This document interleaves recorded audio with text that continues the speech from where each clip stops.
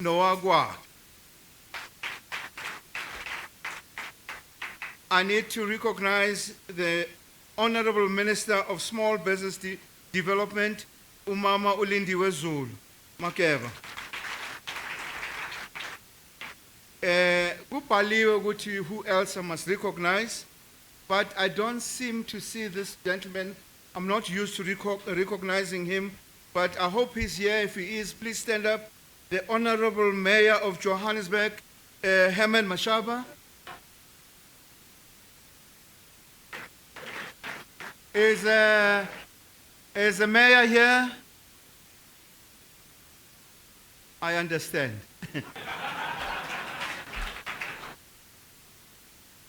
I need to recognize the presence of a number of ambassadors from various countries.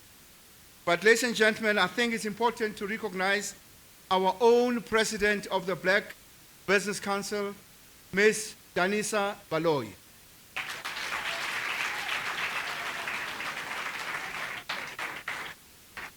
I need to recognize our past presidents, people who worked hard to be where we are now. I need to recognize Mr. Ndabansele. I need to recognize Mr. Patrice Motsepe, CEOs of different companies. At the end, ladies and gentlemen, I just don't like this laziness of all protocol observed. I believe when I say ladies and gentlemen, I've actually covered everybody else. You know, when I was thinking about today, I thought about the old Chinese wise man contradictory case when he said, may you live in interesting times. When I really thought about it, I was convinced he must have been talking about our times. Otherwise, how do you explain it that the Speaker of the Johannesburg City Council is Vasco da Gama? If that's not enough, how do you explain it that the person who's the MMC in charge of public safety in Johannesburg is a Chinese man called Yong Setang Michael San? Really, I know they're black these days, but I think that's a definition of black taken too far. Then, in the midst of that, on a more serious side, how do you explain it when students want free education, which I support, but they start by banning libraries and laboratories? How do you explain that? How free can that be? But how do you explain it when their parents, in fighting against service delivery, they start banning clinics? They ban the clinics, they ban the hospitals. These are interesting times indeed. But I believe when Charles Dickens in 1859 was faced with the same problem, he actually saw almost the same thing happening in London and in Paris. He wrote, and I quote, "It was the best of times, it was the worst of times. It was the age of wisdom, it was the age of foolishness. It was the epoch of belief, it was the epoch of incredulity. It was a season of light, it was a season of darkness." He says it was a spring of hope, and it was in the winter of despair. He continues, he says, we had everything before us. He says we had nothing before us. But I need to tell the Honorable President that we in the Black Business Council saw this, what is happening, and we've decided that this is our season of light, and this is indeed our spring of hope and positivity. And to that extent, tonight, we're celebrating those amongst us who have kept their torches up and make us live for another tomorrow. Ladies and gentlemen, please put your hands together as we welcome the CEO of the Black Business Council, Mr. Ralibiso Mohale, to come over and set the scene. Thank you very much.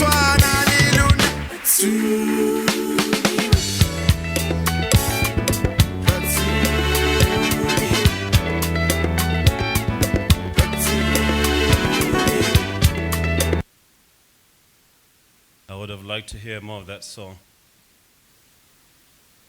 Honorable President of the Republic, Mr. Jacob Zuma, Cabinet Ministers here present, especially our favorite minister, Ms. Lindiwe Zulu. I know we're not allowed to have favorites, but that's the way it goes. Deputy Ministers, Directors General, Your Excellencies, Mrs. Ralibizo, Emuholo Leamanyane, to my family and dear friends, treasured friends of the BBC, ladies and gentlemen. I have had the great pleasure for the past year of serving under the BBC leadership, led capably by Mr. Ndabanzele. I want to first and foremost salute Mr. Nzele for being our leader, for being a friend, and for putting his country first. I want to thank the BBC leadership and outgoing office bearers, and thank you for the guidance that you've provided me and my colleagues in trying to ensure that we leave the BBC a better place. I want to congratulate the incoming office bearers, Sister Nisa Baloy, and your colleagues. I wish you well in discharging your duties and advancing the platform. While it has been a pleasure to run the BBC for the past year, it hasn't escaped me that I'm the CEO of a black business council in a majority black country. And so while that absurdity has gnawed at me, I have tried to bring professionalism and to execute all that we do with distinction. I speak of the bittersweet combination of things of serving the BBC because, Mr. President, 22 years into the journey, we shouldn't have a black business council because we're in a black country. We should have a minority business council and concerning ourselves with whether that minority enjoys the protection of the Constitution and the Bill of Rights, not being worried about whether the majority continues to remain marginalized with deliberate attempts to suppress the majority's attempts to take their rightful place in the economy.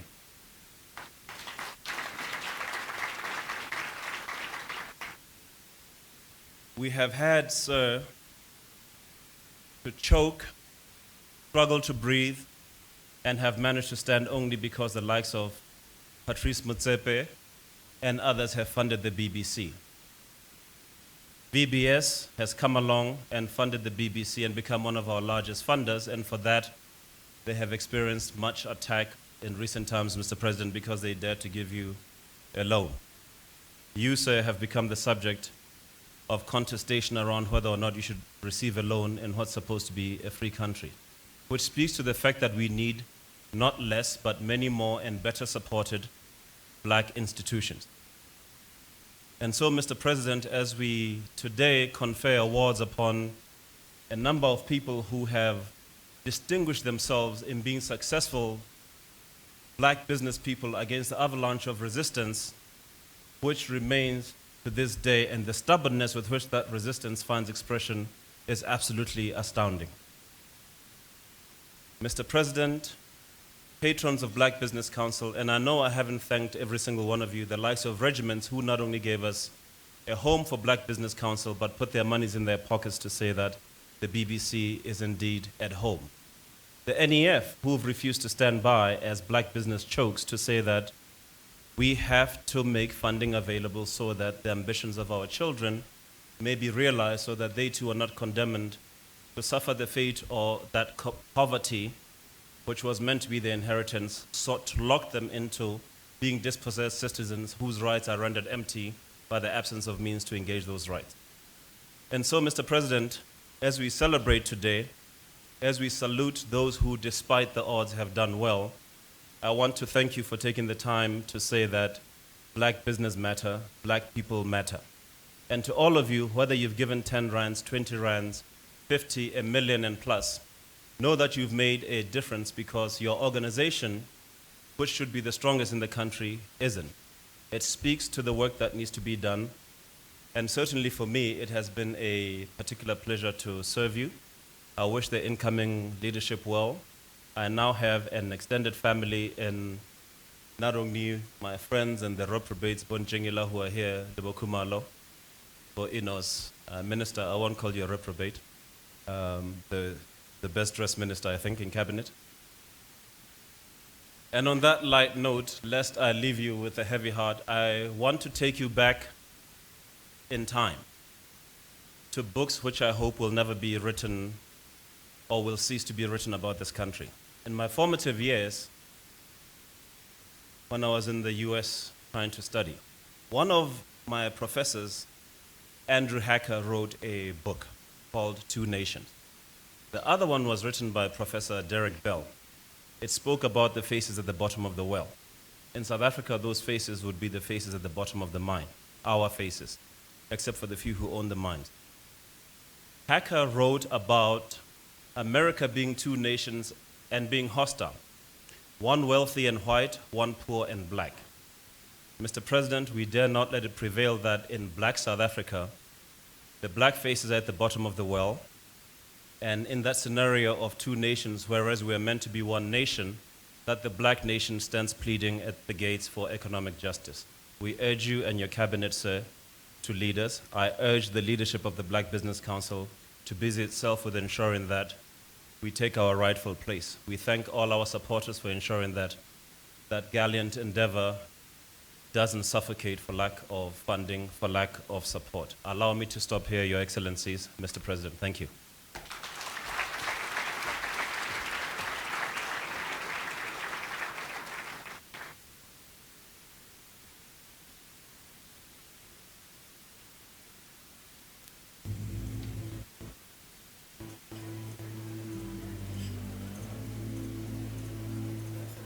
The Black Business Council is the overarching collective of black national organizations representing professionals and business associations and chambers with the purpose to lobby government on policy and advocacy in order to accelerate the participation of black South Africans in the mainstream economy. Our position as the pillar of hope and support for black business and like-minded established business has created a lot of expectations from beleaguered entrepreneurs who are faced with a plethora of obstacles daily in their quest to run sustainable enterprises. These challenges have been engaged by the BBC through a series of seminars, consultative workshops, stakeholder engagement, and outreach programs, just to name a few. We need to sustain these along with the advocacy work in order to have a sustained, transformative impact on the economy.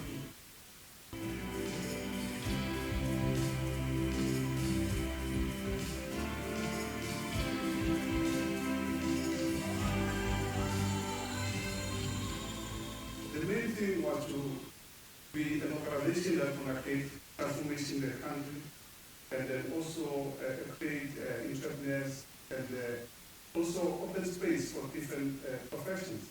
Consistent with the vision of inclusive and thriving economy wherein black people own and control the means of profession and empower communities. It has been a difficult journey with what I term valleys and paths.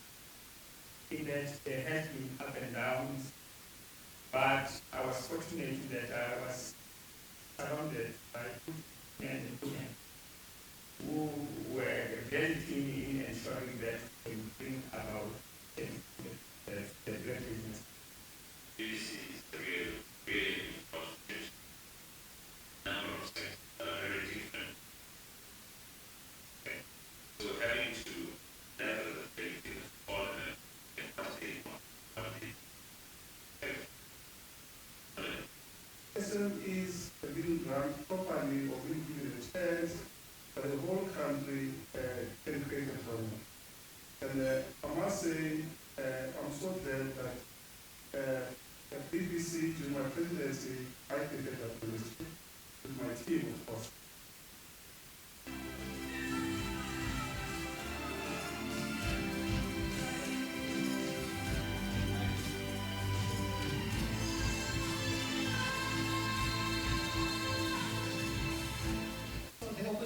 that exist that we find relevant to the answer. And as a department, we have supported a number of technologies in the area of space science, there's energy.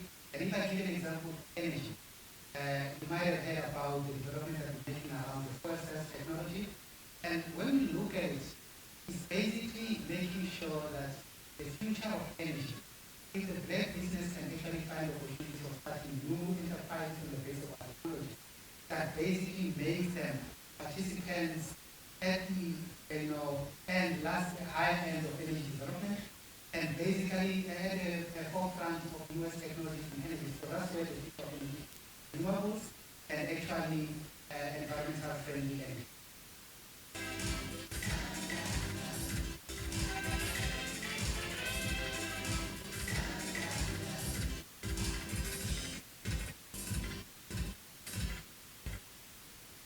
The project's intention is very simple. One is to develop the food security with coming with the understanding that the country, especially on grain. The last from Palo was 10 years, except that we referred to only jointly with the business council, because we want to try a new field and helping the platform. So I've been chosen to be the first one to do the trials, see whether this thing can be able. I've agreed to that. We are looking at a launch plus minus 500. I do have a lot of people who have done theory who are making it practical. So most of these people who are to a degree, and yes, then I show them exactly what is being needed to be done in the lab. Then they can compare it with the stuff that they have obtained in class. So most of the time it helps them, a lot. But what they have been taught in the class, when they took it now in practical terms, it becomes easy.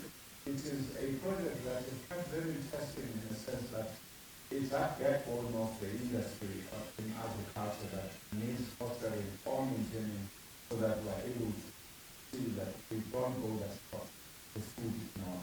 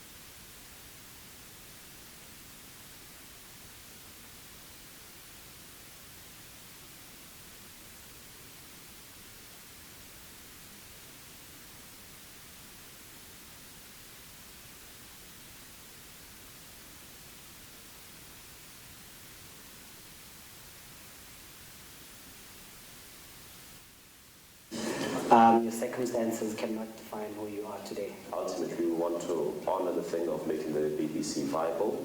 We want to make it stronger. We want to make it better placed for servicing its membership. And we want to position it as a force to be reckoned with in terms of the South African business landscape. Because if we don't transform the business landscape, all the political gains that we've enjoyed in the country are going to be rendered empty. In fact, we've seen over the past year students talking about fees must fall and a whole range of issues that speak to the business that still has not been attended to sufficiently in terms of the transformation agenda.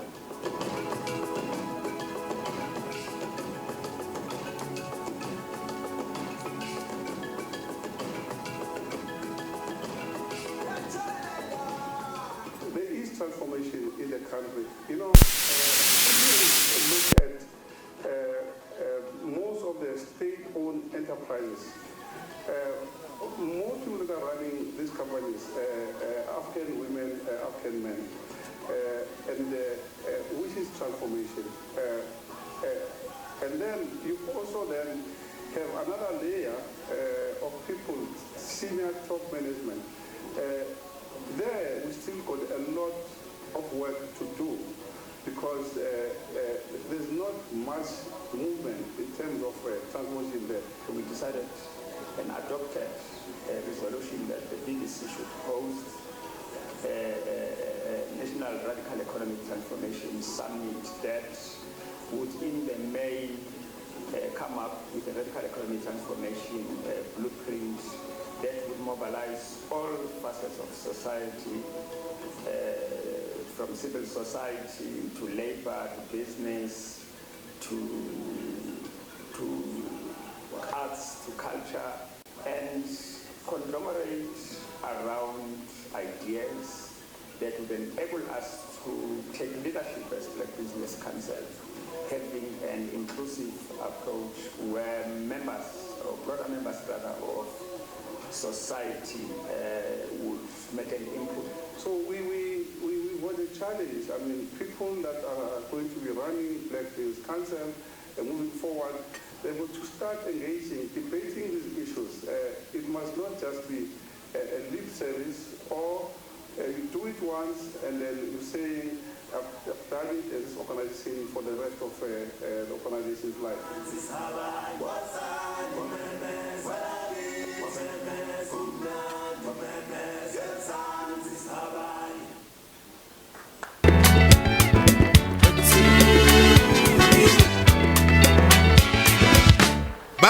To me, Baba to Mabu Mushabin.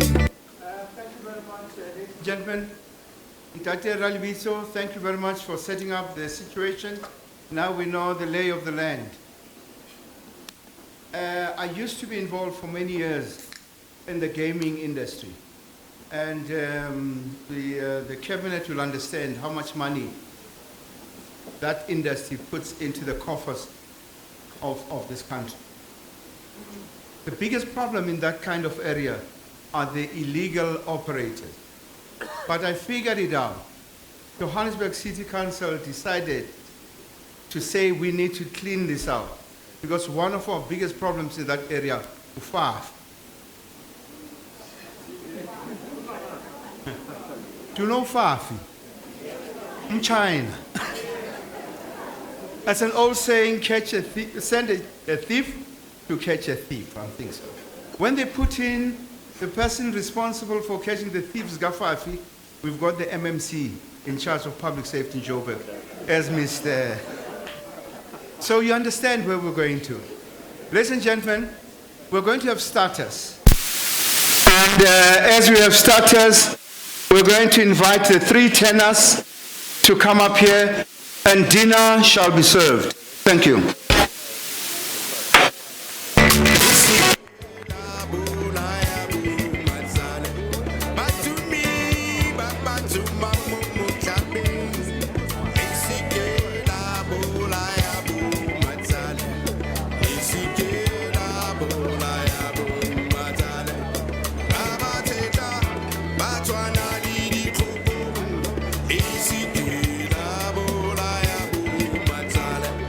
Baba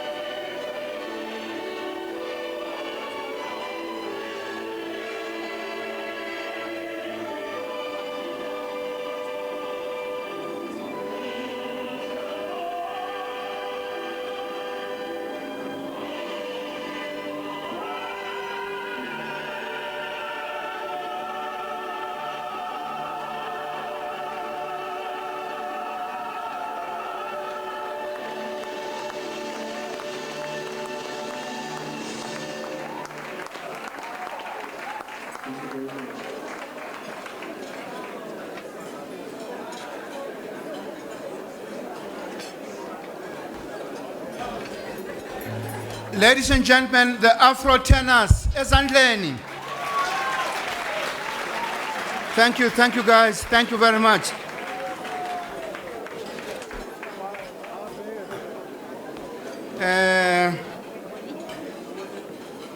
Please allow me to drive this vehicle. And I will drive it in such a way that all of us can enjoy it. We've just had starters. Can I explain? Starters lava bangasutanga ukudla nje okuncane. Kuyeza okukhulu. I was explaining it to my table over there, Happy Nchingila and Romeo Kumalo are just complaining how little this food is. So I had to explain to them, these are starters. Kuyeza ukudla Nchingila. I'm just waiting for you guys, the staff, to clear their tables. You know, in our speak, folks, may I please have your attention? Thank you. Yeah, thank you. Thank you very much. In our speak, we've got a term that is just broadly used, yamaplesa. Amaplesa, abo level 1, abo level 2, amaplesa. In the organizations that we have, especially with what we are trying to do, we do have amaplesa. People who blesses us with good intentions. People who make sure, because blessing has nothing to do with what you might be thinking. Blessing is where people really give you some kind of comfort to make sure that you can grow. In our organization, since we started, we had a company where call it a big brother that was always interested in what we're doing. This big brother is here today. This big brother, for purposes of today, let's call this big brother big sister. We'll call this big brother big sister because we're sensitive to those things. It has always been there since we started. And on behalf of all the sponsors, I would like to introduce somebody who's well known to us in development of business. Mapteles, who's been with us since we started from scratch as BBC, who has helped many of us in our small endeavors. The CEO of the NEF. I would like to bring out Miss as in MS, Pilisiwe Mthetho, Mwangishaya Nyambosi. Umapteles, ngaphambili, to speak on behalf of all the sponsors. We want to appreciate what the NEF has been doing. Yeah, far away from me.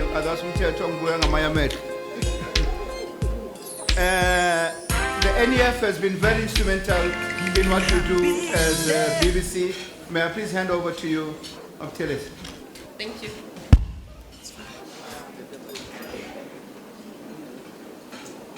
Your Excellency, the President of our beloved Republic, President Gedle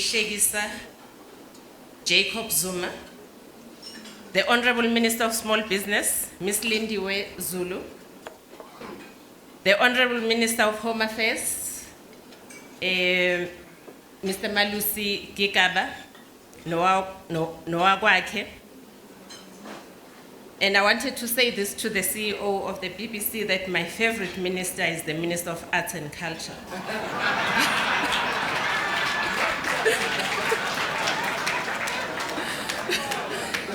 So I differ with the CEO on this one, Nyambos.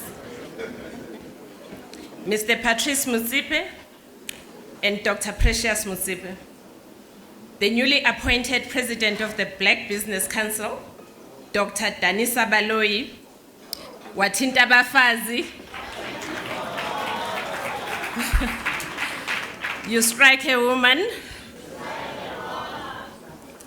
So I was saying to Dr. Danisa Baloyi, together with the new and past leadership of the Black Business Council, entrepreneurs and professionals present, distinguished guests, ladies and gentlemen, good evening, sanbonani, bonsoir, molweni, abshin. This historic ceremony here today takes place against the backdrop of a national period of introspection, reflection, and cultural celebration, a period that we refer to as Heritage Month. It is a month during which, perhaps more sharply than usual, we focus solemnly on our past as a nation. This we do because we know that visionaries borrow the gift of sight from history, from the wisdom of their forebears, because the future is an upgrade of the past. Tomorrow is born in the upheavals, in the tribulations and triumphs of yesteryear.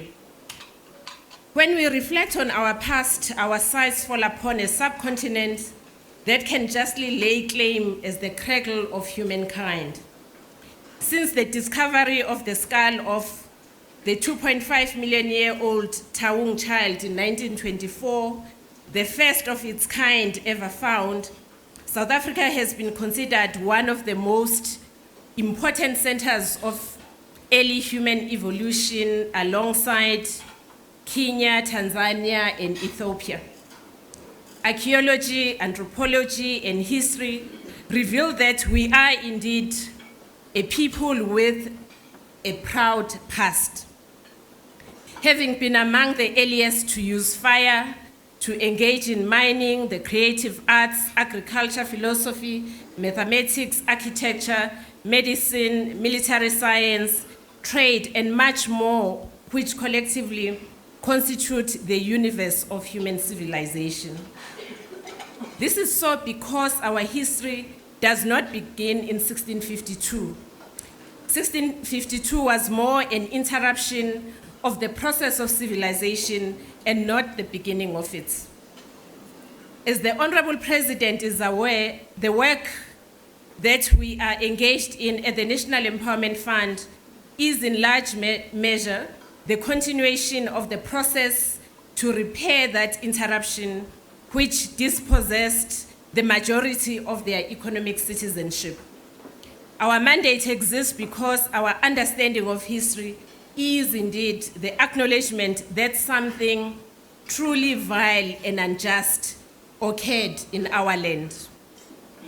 Ours is the vocation to set the past on a corrective path so that Black people may truly become the center, the pillars, and the critical mass of South Africa's economic heritage.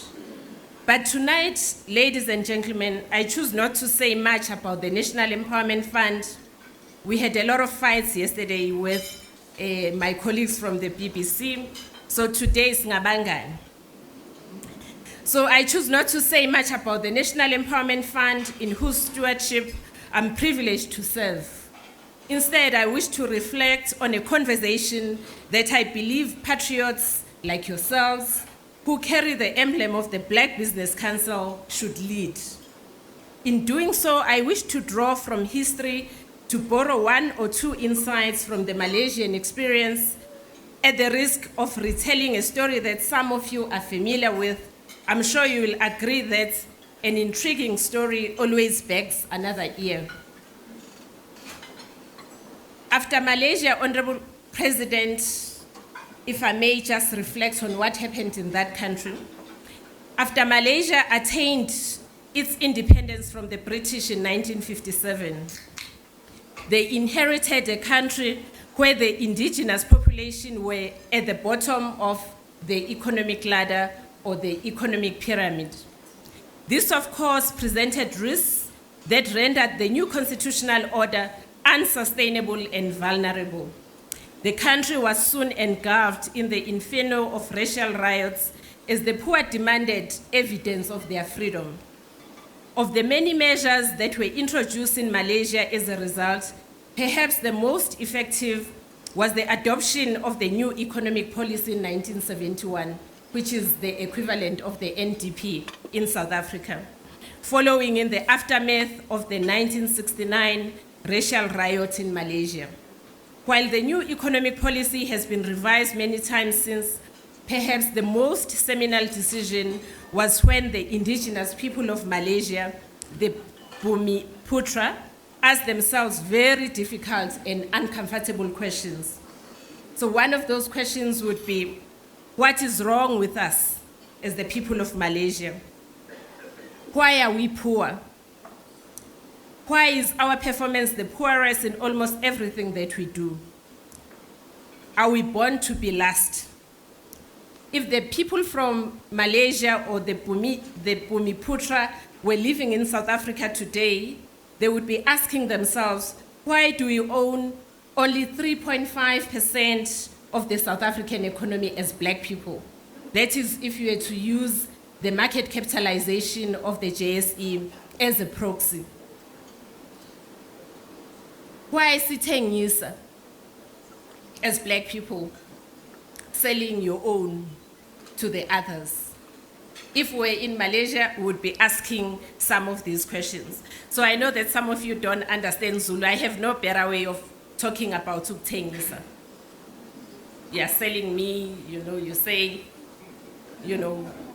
buy her 100 rands, something like that. So in English, it's sellouts. I have no better way of putting it. So this is what the Malaysian people asked themselves. So the answer was truly a profound revelation, because after some soul-searching and debates, the indigenous people of Malaysia found that if they could change their value system, if they could set themselves better standards, they too would excel.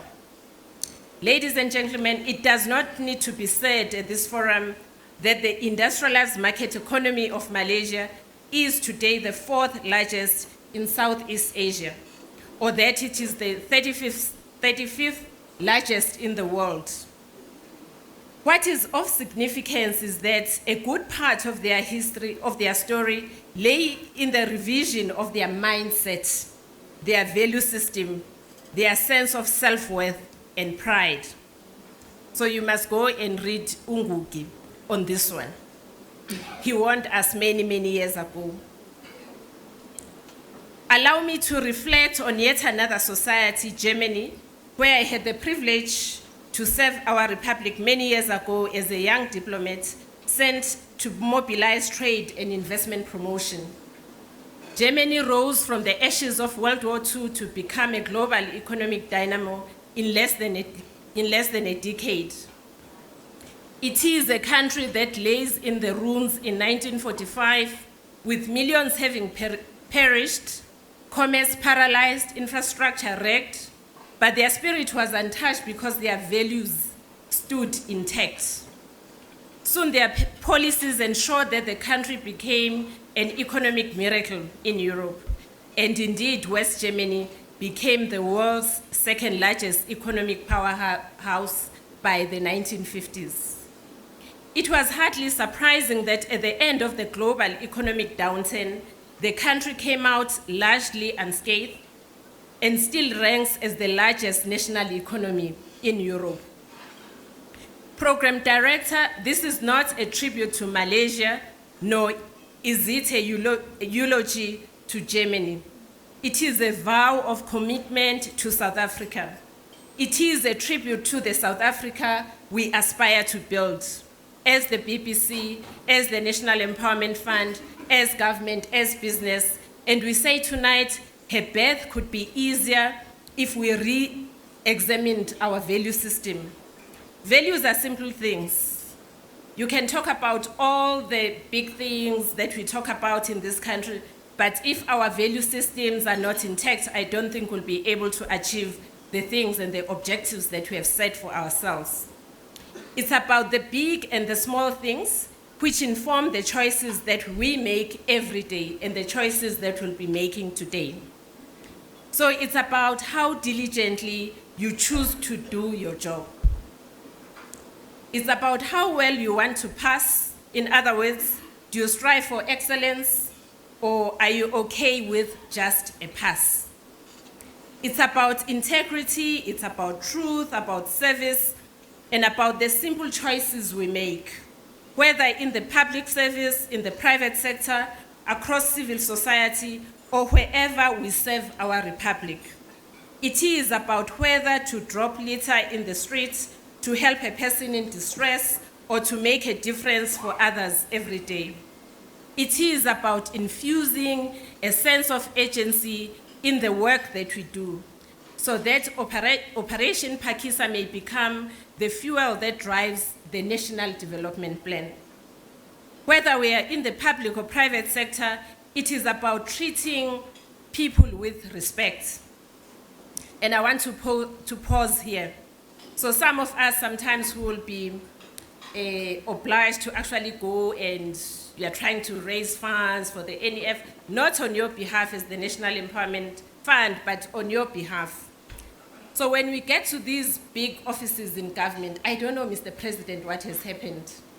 People don't understand that they are in these positions to serve us. So you get to a government department, I won't mention any names. When we are saying we are trying to raise these funds, we are trying to support SMMEs, you get, somebody nice jacket, they will say, yeah, you must show us. These people believe that they own the funds that they have been entrusted with. They don't own the funds. They are there only to serve. So it's something that we must actually do because it's a mindset issue. I actually don't know where it comes from. Some of these people, Honorable President, at least we can say, hello, Mr. President. You can't even touch them because they are so big.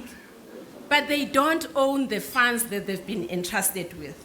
So I was saying it's about making sure that we treat people with respect, that is regardless of whether they are big or small. It is about projecting a positive attitude and being grateful for the jobs we have, because if we are, one will not arrive at work in the morning, leave the jacket, and only come back when it's time to go back home. You submit a document today, they will sit on it for a month, and then they will say, oh, you have missed the MTEF process, but I submitted. No, they are not with us. Maybe they are somewhere else. It's about understanding that we are called to serve and making the notion of servant leadership a living phenomenon, whether in the public or the private sector. It is about shedding the mentality that this is my position. So it's only men, it's usually men who do it, by the way, not women.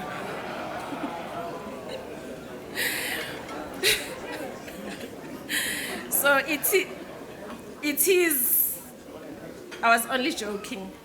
It is about shedding the mentality that this is my position, because this is where the problem starts, Honorable President. And so that is my plea to the newly elected leadership of the Black Business Council tonight, that as patriots, let us begin the conversation, that as custodians of hope for inclusive growth, let us chart the path for the historic X-ray of our DNA, so that we too may be counted among the leading nations of the world in time to come. In the month when we celebrate Heritage Month, indeed, let us resolve to make excellence our heritage. By choosing a woman of substance as president, clearly the BBC heard me yesterday. Clearly the BBC has begun. May you continue to point the path. I thank you for your attention.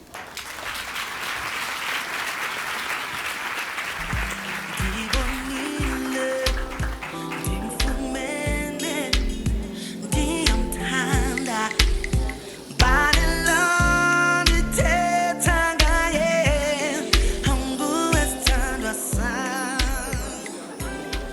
Thank you very much, Pili. We acknowledge your challenge and the challenges that you've put together for us to look at. We're grateful that it's not only us who feel what you've just explained to everybody. I'm happy. I'm actually happy that you too, at your level, experience such reception at the office you've just described. Ladies and gentlemen, we shall move on. I'm going to ask Ntate Ralibito to join me on stage. And as we request Mpho Mashishi. Mpho Mashishi is a young woman who's a poet. This young woman is amazing. Where is she? She's a beneficiary of these transformation initiatives that we've been having. She was one of the first recipients of the Thabo Mbeki Memorial program where they teach kids economics. At the moment, she's doing her master's in economics, and she's working for National Treasury, but she's here to serenade us in poetry. Where are you? Mpho? The human race. Oh, sorry. I don't mind them. They switch between the capacity for love, respect, and friendship, and their undesirable jealousies, greed, and kinship. But I am a special child, and I hear you asking why. Because I am born of the Mutepes who believe in many firsts. The Mutsuenyanis, the genesis of greatness. The Mkwanazis, pioneers of our times. Mashilenkosis, who punch with an iron fist.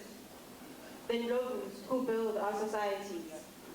Those who dared to cry so that I can fly. And today, I am a master of economics.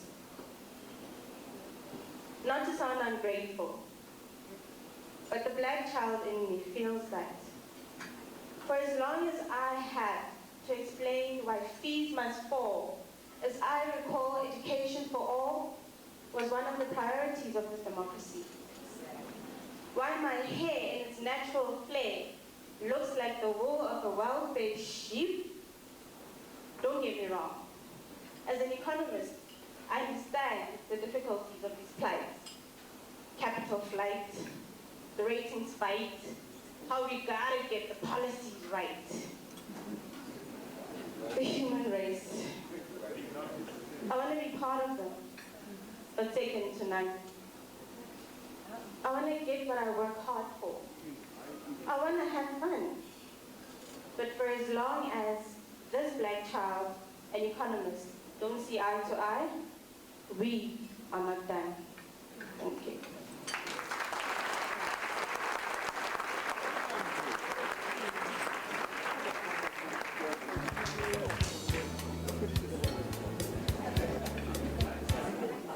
Paul, thank you very much.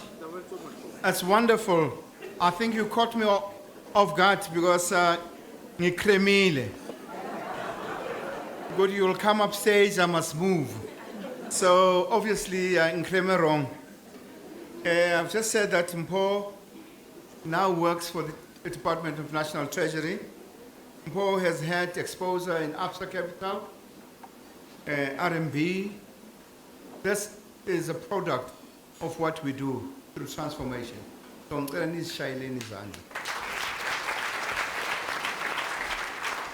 we shall start with our program of the Baobab Award.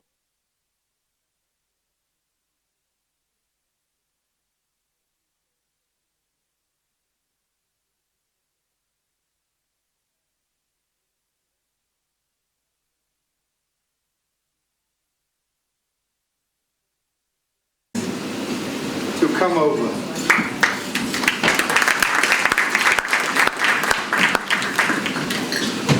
Are you in charge of treasury there? Yeah. I can see.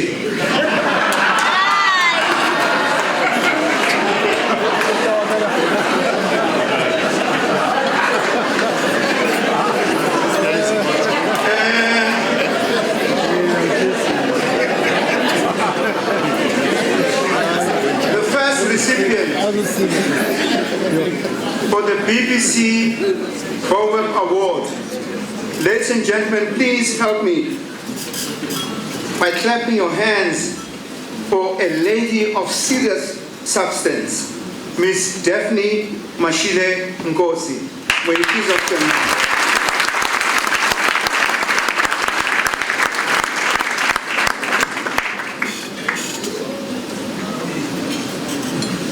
Will you please have the audio?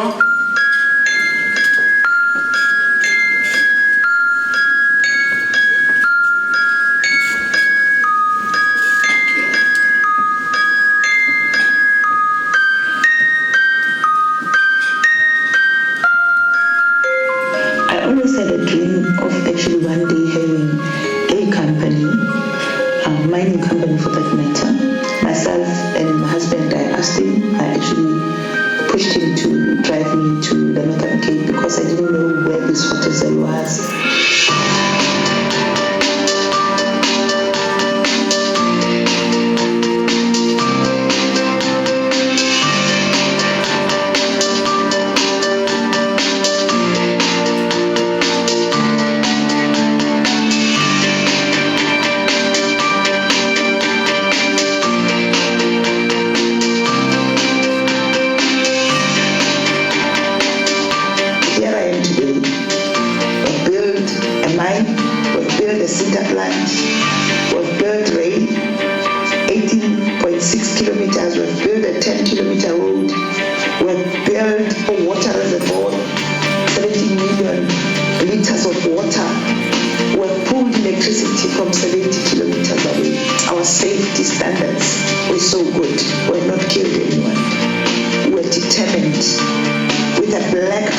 Team, engineers, the majority of which were young. Daphne Mashile Ngozi is an incredible woman. She started in WDB as a loan officer and currently she runs a multi-billion mining business. She's our chairman now, Daphne, but she came in really as a loan officer who we paid 2,000 rand a month because we all had a flat rate. I started right at the bottom. When I say bottom, a rock bottom. I'm very proud of what she has done. I was so proud I never slept for days after I had signed the first rent deal because I was a trustee and sitting at the first rent offices, me, all the way from Mpumalanga, with nothing in my name. That pen, for me, it was something else. It was about time that I started something that I can start, I can determine who comes in, what the numbers are, and so on and so forth. Never really worked in the new mine where I had to commission before. Now I've got an opportunity to form part of the commissioning team. The exposure that one is getting here, it's like now it's not measurable. I don't want to be any other place except here. One of the things that we encourage here in Kalahari to make sure that we care about our colleagues as much as we do about our families at home.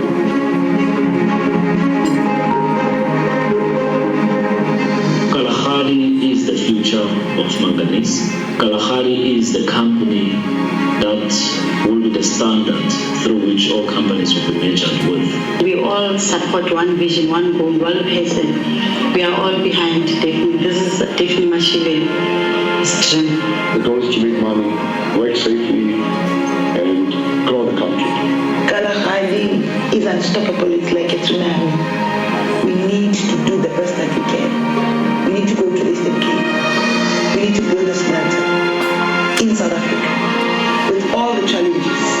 We've seen that where there's a will, there's a way. We've seen that if you're committed to getting electricity, to getting water, you will convince the powers that be. We will see the benefits of constructive engagement where it takes you. So we will do it. We've done it in the Northern Cape. We will do it in the Eastern Cape. And I can tell you, as long as I'm there, it will happen.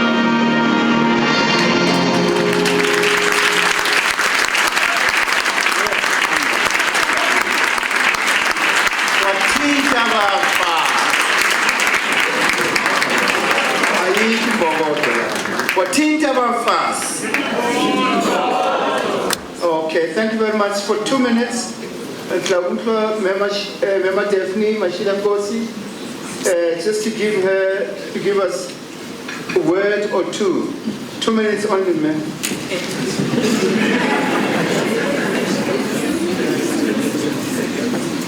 Intimidation Program Director.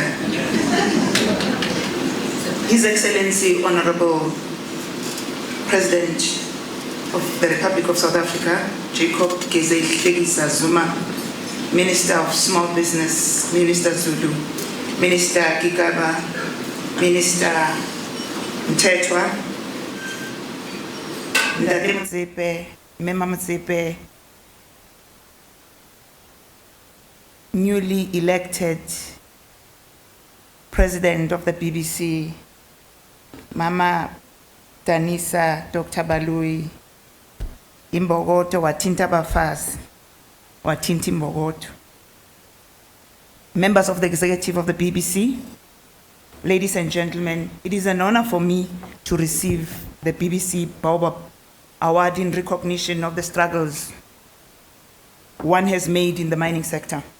I use the word struggle deliberately because, as everyone gathered here tonight knows, the global economy has been severely and negatively affected by the slowdown in the Chinese economy, which has in turn affected the local economy, and in particular the mining sector. At the same time, some local developments have not necessarily assisted the situation.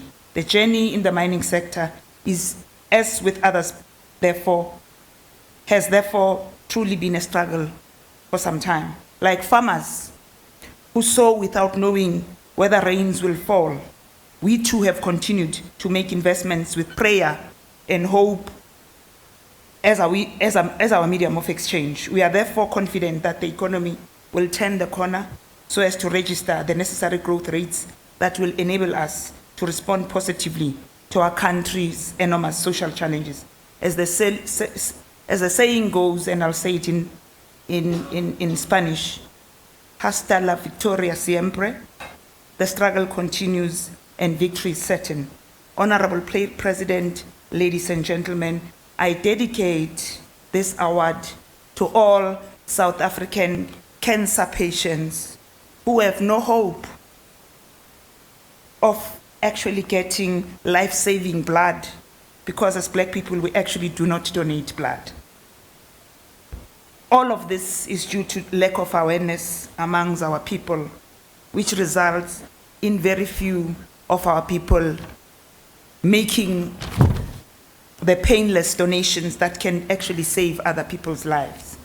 Honorable President, very humbly, I would like to suggest that government, particularly the communications and information system in partnership with all stakeholders, take up this issue as an important campaign. One, you only have to be there for you to recognize that people are dying out there. You only need an injection, just a prick you give, you donate so that you can save someone's life. We've seen it, we're seeing it. I was shocked to know about the statistics. Only 64,000 people donate. And I think this morning, for me, I saw on eNCA that we only have 3 days from the blood bank. It therefore means all of us sitting here, we have a responsibility to ensure that we support this campaign. I thank you for the award. Thank you, BBC. You have always supported me.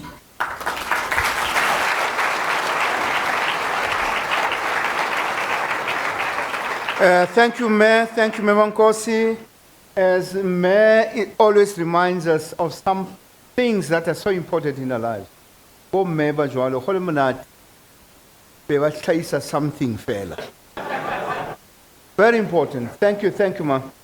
May I please ask the General Secretary, the newly elected, he might forget or again, the newly elected Secretary General of the BBC, Mr.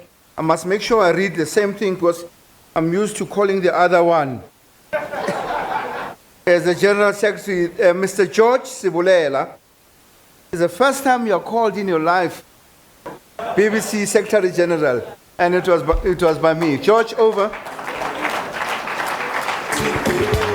And the representative of ESCOM, Mr. Marion Hughes, please join George as we call another woman of substance. And where's Marion? Hey, thank you very much. Marion, George, Marion. May I ask Miss Nonkululeko Gobodo, who is the next representative of the BBC Award recipient, to come through as we play an audio video on her company. Ms. Gobodo, would you please come up and yeah. Video.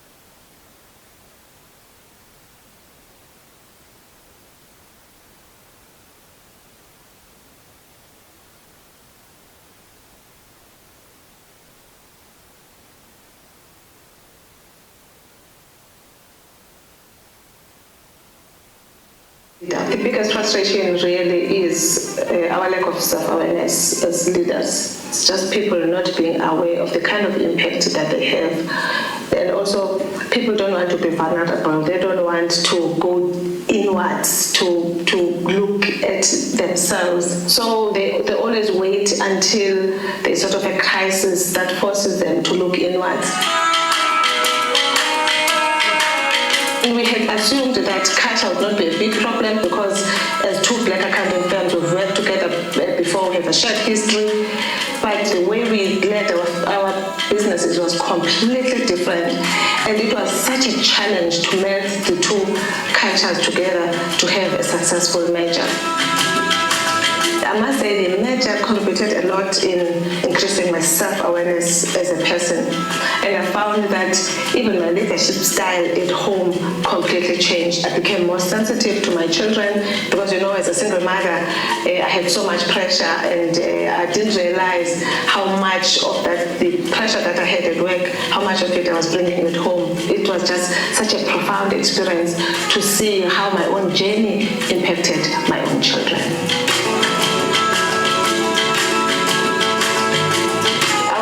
course, in Guruleko leadership is to enhance leadership capability so that we can accelerate the socio-economic development of the continent. And we realized that we have to have approach to leadership.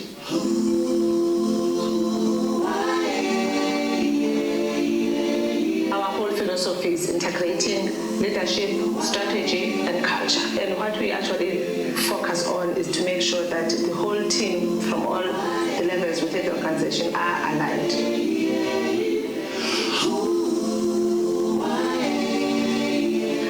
Is to co-create solutions that fit our clients. You will actually see the touch points of our integrated approach in the way we have designed our service offering.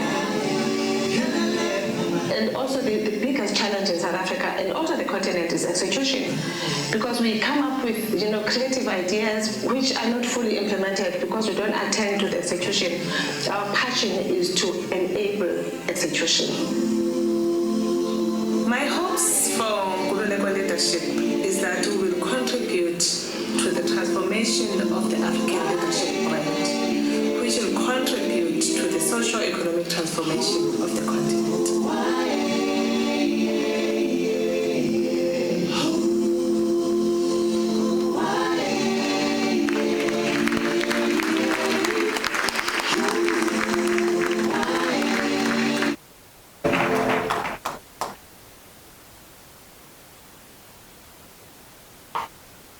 Thank you.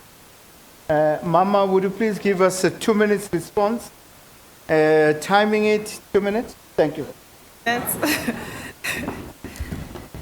His Excellency, the President of the Republic, Mr. Jacob Zuma, His Excellencies, the ministers present here with us today, gives me such pleasure to accept this award. And I want to share it with all the people who worked with me through my journey and all those who helped and supported us. When I started my practice with 2 staff members back in the former Transkei in 1992, I never thought it would come to this. But when we started to grow was when the former government of Transkei gave us work and the business grew to 2 partners, 30 staff, and 2 offices in the Eastern Cape. After 1994, we realized that we had to seize the moment and position ourselves for bigger opportunities, which we had been fighting for many years. And Minister Stella Sigcawu came to our rescue when she started opening doors for us at Transnet. We didn't squander the opportunity. We used it to grow our business to a medium-sized black firm, which I think when we started Gobodo Incorporated, it was 10 partners, 200 staff, and 4 offices when we started. We started to dream again because we got tired of being small players in the economy of our own country, playing second fiddle to the big accounting firms. I don't think Stella Sigcawu thought that we would do that for so many years.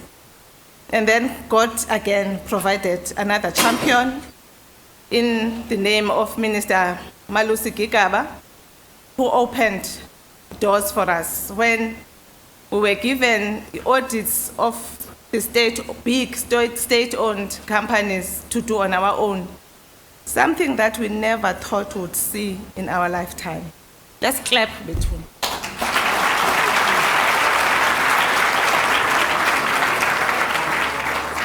That changed the face of the black accounting firms. Today, we have a 5th largest accounting firm, and I never thought that was possible. I sort of, fulfilled my dream beyond anything I could have hoped for. And I just want to explain why I left, because everybody is asking, why did you leave? Why did you leave? As you know, the merger matured. You cannot have the 2 leaders being in the firm for too long. Otherwise, it becomes a problem. Business people know this. So one of us had to step down, and it had to be me. I was the older one.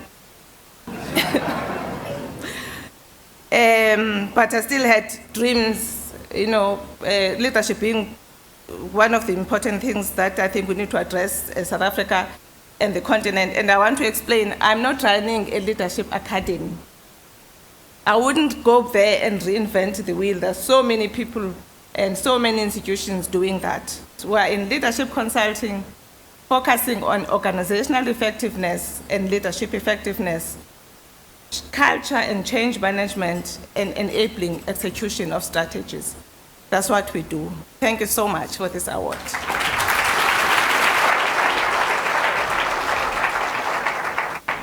Thank you very much, Sis Nonkulego. I can assure you the clip of your speech I'm going to send to Bob Mugabe. Leadership on stepping down, especially when you are older. We shall make sure he receives it. Ladies and gentlemen, I've been warned. You know, as you grow older, you understand the dietary requirements of your age group. So we're going to break the session on awards and make sure ukuthi kunabantu la isikhathi mebangadlanga isikhathi eside baba noshukela. So we're going to break and let's have, somebody said I must speak for myself. Yes, I do. Yes, I do. Yes, I do. Singadlanga kahle fanele sidle ngalesikhathi. Uma ungadlanga after 9 kuba nzima nje nokulala. We appreciate, we're going to break for dinner. Let's make it 15-20 minutes. We still have 4 more awards. We still have the President of the Republic of South Africa addressing us. And I think we can't wait for that. So let's break out for dinner for about 20 minutes. I'll come back again and continue. Mr. President, we are looking forward to your words of counsel and wisdom. Without no pressure, Mr. President.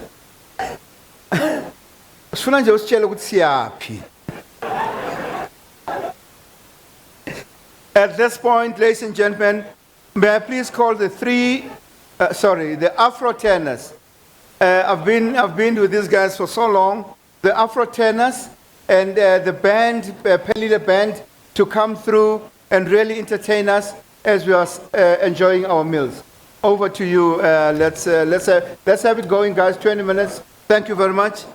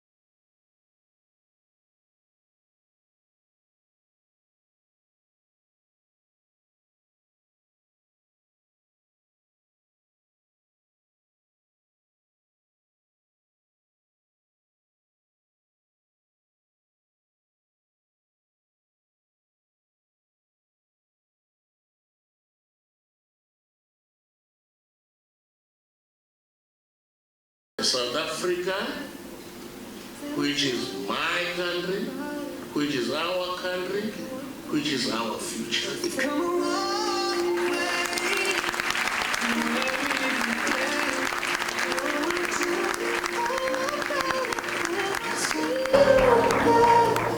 May you all rise as we remember Undonga. Undonga.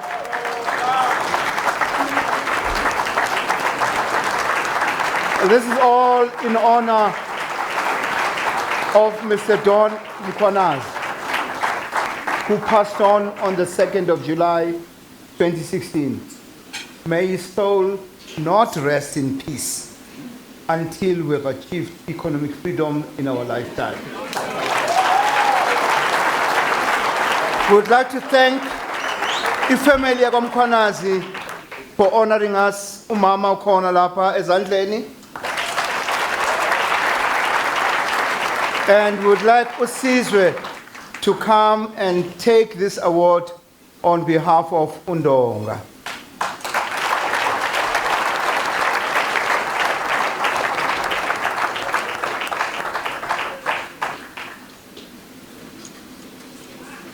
Yeah.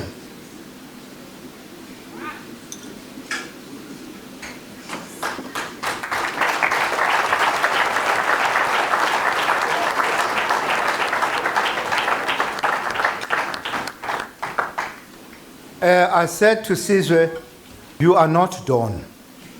So we're not going to give you 2 minutes. We give you 30 seconds to say thank you.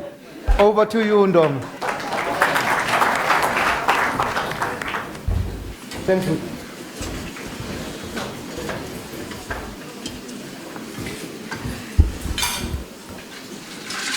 Program Director, the Honorable President of the Republic of South Africa, Jacob Zuma, the ministers present here tonight, Mr. Malusi Gigaba, Ms. Lindy Wezulu, Baba Natim Tetwa, Treasury General of the African National Congress, Dr. Zweli Mkhize, Captains of Industry, Baba Patrice Motsepe, outgoing President of the Black Business Council, Ndabanzele, incoming President, Dr. Danisa Baloyi.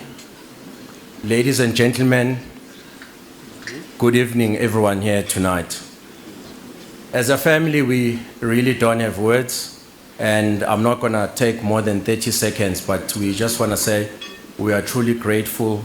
Thank you very much. I don't really wanna spoil it, just wanna say thank you very much.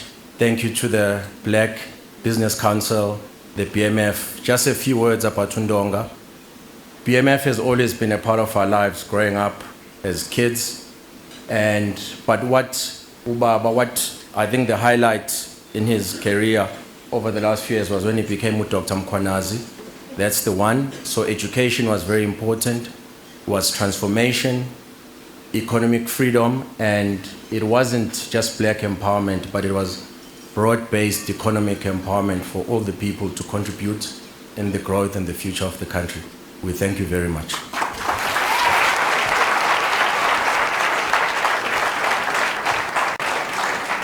Caesar, thank you very much.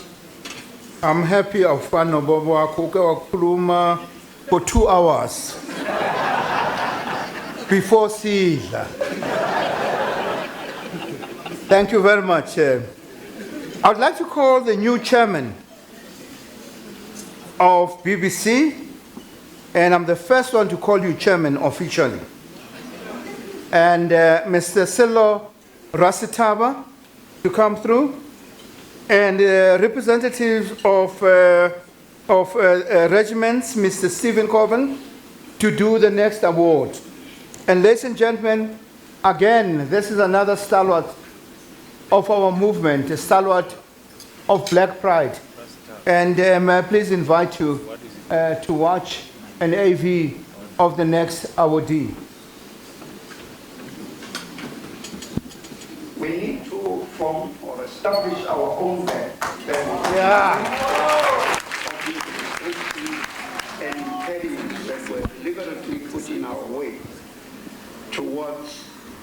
making a contribution to the development of the country. And that idea was welcomed by the inaugural conference. Hilariously, everybody said, yes, this is what we need to have our own bank. And then somebody said in the crowd, unless you leave some money on the table to show that we are serious, this idea is going to disappear with time. Let's put some money here and create a structure. And some 70 rand was raised casually from our pockets. And that was the basis of what was called the National Fund. We opened an account in the bank that was called the National Fund with a view to creating the African Bank. At the time of closure, there were 32 branches that we were running countrywide.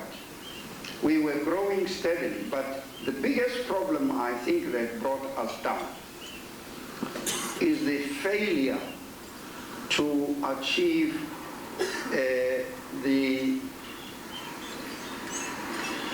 ratio, existing ratio that is expected by the Reserve Bank, deposit equity ratio of 1 to 16. We had started a bank that would be owned by our people, where they would deposit their savings and where they would expect to get lending from. We were not specially looking at a lending institution. We were looking at a savings and loan institution, but then this idea of saving was completely ignored.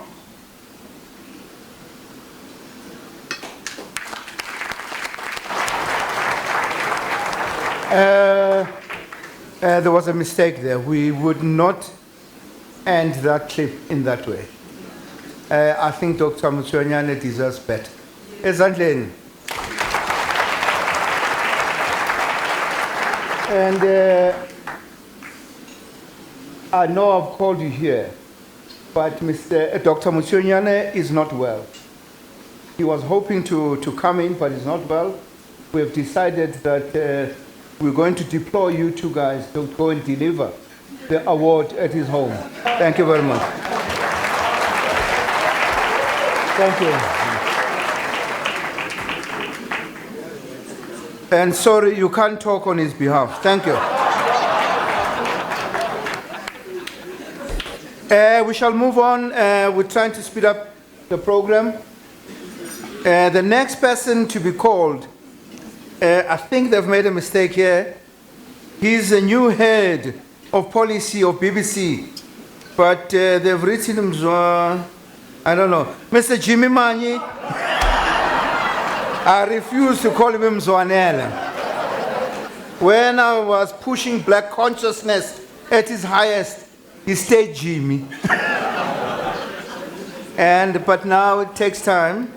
I'm happy you've turned around.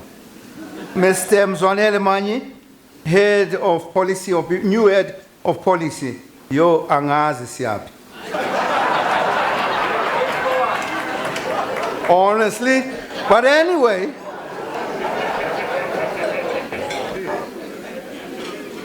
I would like Mr. Andile Ramunga from the VBS Bank.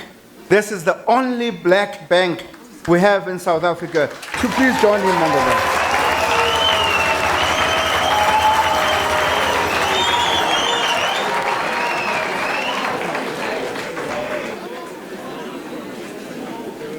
Ladies and gentlemen, this is our future. Mzwanele Manyi and Andile Ramabonga. We're looking forward to you guys. And once again, please may I invite your eyes to the AV of the next awardee. Nkukhu. Now, you saw an insert in the previous hour where we did a piece on the life of Purpose is a biography on the life of Professor Nkukhu, who's been authored by Luvuyo Wotshela.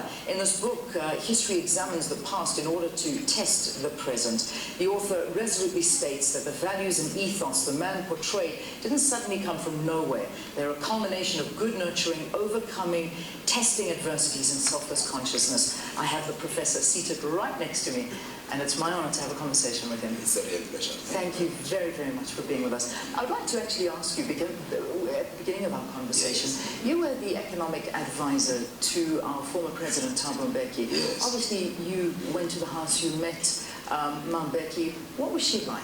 Yes, a very humble person, very loving, very caring. And to me, the fact that she chose to live in a rural setting and work with rural women was really special. In my earlier days, I was an auditor in the Eastern Cape. I worked with small business. As a member of NAFCOC then, I got to understand the challenges and the value that business like hers really add to communities. Yeah, so it's a great loss to South Africa, but it's very, very full and I think lucrative life that she certainly did lead, that gave us and her community, because I think her community was at the center of everything for her. Definitely. She chose to live in that community. It's a very poor community, but her presence, her style of humility and being down to earth enables her to actually reach out to the people. Yeah. Let's talk about your life. Let's talk about this wonderful biography that's just been released. Yes. You have something of a record of firsts here in South Africa. You're the first black CA in the country to qualify. The first to say that you observed the colonization was fueled between the big gap between Europe's technological and scientific advancement. How does it make you feel to see our education system still in the state that it's in right now? Yeah, no, it is very sad.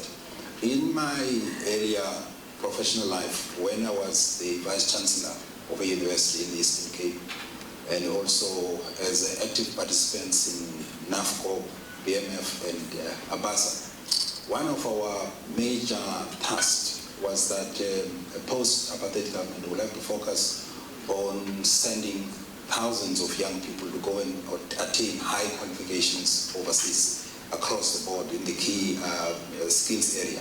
Secondly, we had to set as our objective in the education sector being among the first 20 best performers in the world. And really it's very disappointing that now after 20 years our learners still perform so badly in these international tests when they are compared with their peers in other countries. We even compare badly when we're compared with our African counterparts. Yeah, and we need to work on that, no doubt. Exactly. You were the economic advisor to our former President Thabo Mbeki at a time where South Africa's economy was growing at a beautiful rate. It was doing exceptionally well. Our economic policies were working. Those years, I must say, we really were a shining light. In terms of inequality, however, it was still a massive gap, and it still exists now. What do you think we need to do to bridge this gap? Yeah, I think really we need to identify and define the problem correctly. That should be the start. You know, I still believe that the major difference between us and the countries that are able to achieve rapid growth is this gap in scientific and technological capability. By scientific, I just don't mean that hard sciences, you know, I also mean just any body of knowledge that is organized systematically, including business science, including politics, and so on.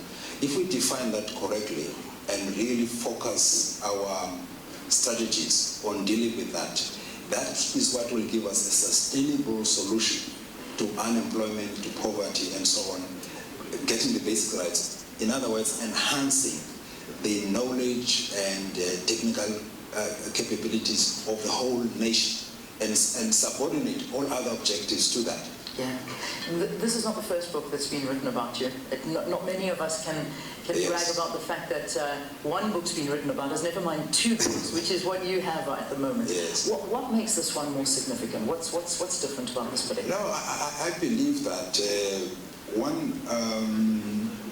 we have to challenge the young people in this country, especially the professional organizations, to really think seriously whether really what we are doing is transformative enough to deal with the fundamental challenge that I've just defined to you. It's important that we really appreciate that the advantage is that starting with the European Renaissance, the advances in science and the gap between science and technology between them and Africa increased very significantly. And if really we really understand what we need to do is to really deal with that. Yeah.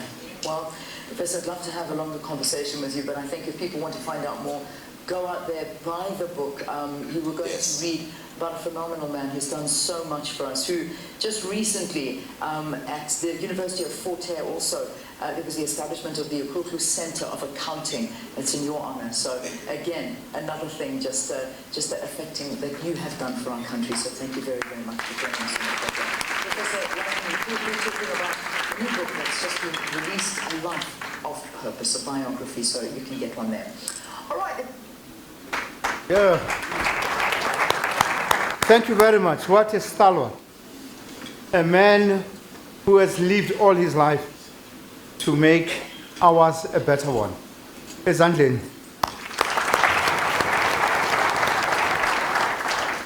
Professor Nkutlu could not be here personally, but he requested his son, Lulama Ngwenya, to come and accept this on his behalf.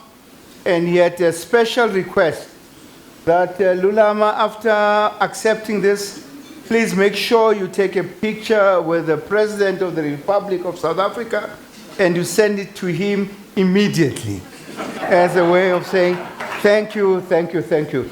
Can we see you doing that now? We've requested the President.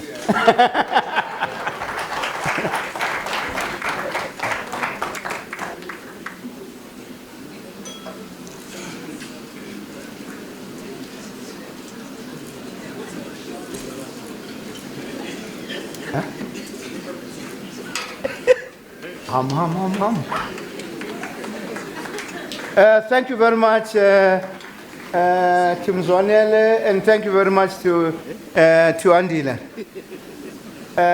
You know, the next person I'm supposed to introduce, you know, we've just finished what we call Umkosi Welembe on the 24th.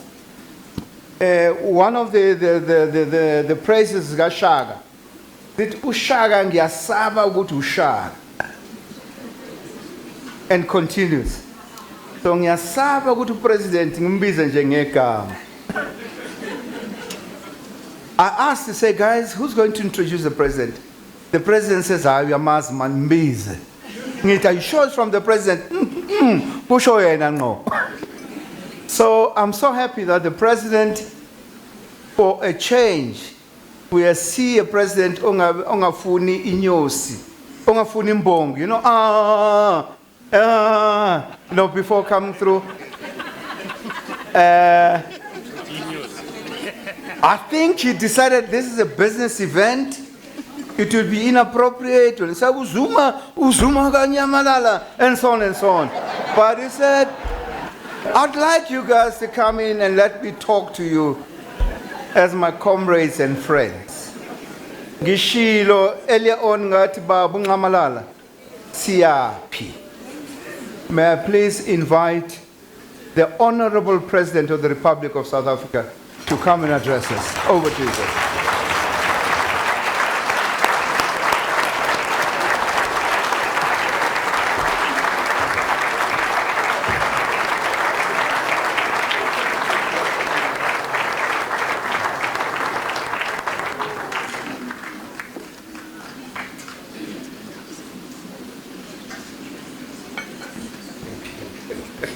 Thank you very much, Bani.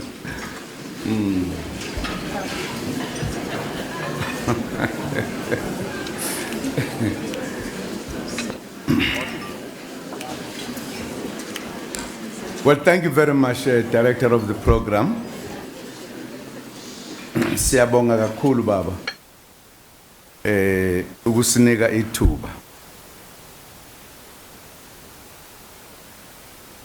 The President of the Black Business Council, Umama Udokotela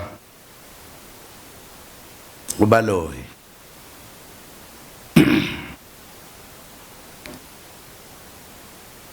And in a leadership yonke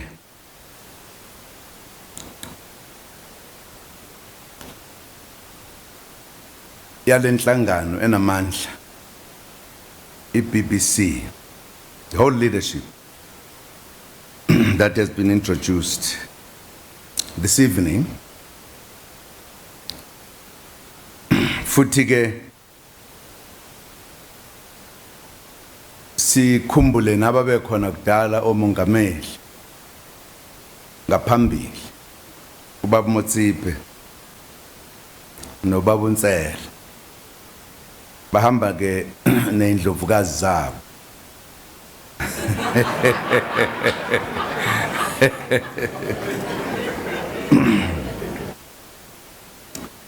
Honorable Minister Lindiwe Zulu,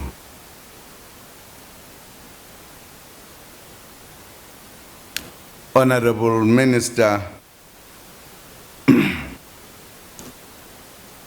Baba Mthetho uNyambose, amakhulisa nkosi ke lawa ngakwela kithi ngeke nazi ukuthi sisho ukuthini. uShaka wakhuliswa bakaMthetho babizwa kuthiwa amakhulisa nkosi. Ubaba uGigaba ongqongqoshe ke lapho ebengikhuluma ngabo.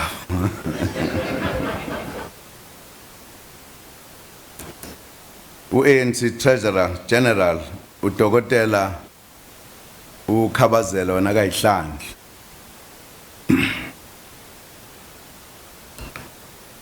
Black Business Council Chief Executive Officer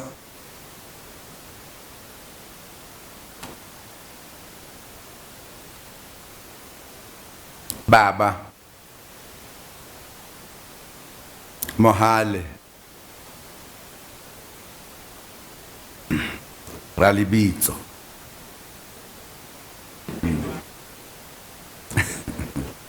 And all business executives present here, captains of industry, representatives of NETLEC, and all other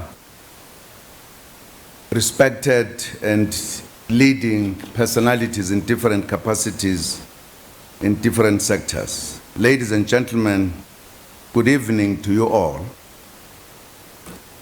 Siyanibingelele ebusuku nje. Dumelang. Liperile. Limashoroni. Limatekwana, limatekwana.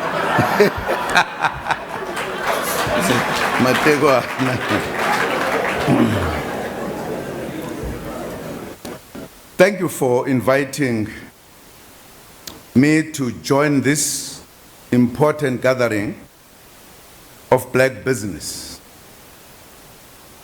The Black Business Council has an important role to play in championing economic transformation in our country.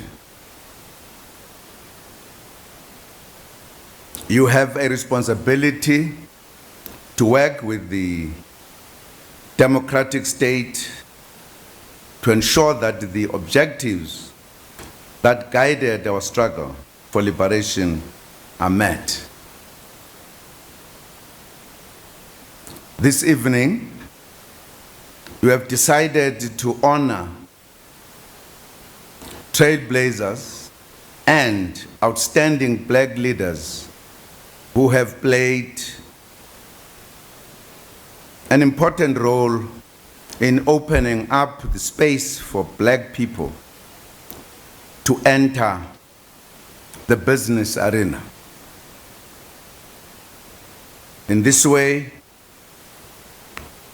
we have reminded us of the progress that has been made against all odds by black entrepreneurs. You also remind us that the struggle continues. Political freedom has been achieved, but economic freedom remains work in progress. For any economy to succeed, the majority of the citizens must play a meaningful role beyond being workers. They must participate also as owners, executive, and senior managers, and also as policymakers in the economy.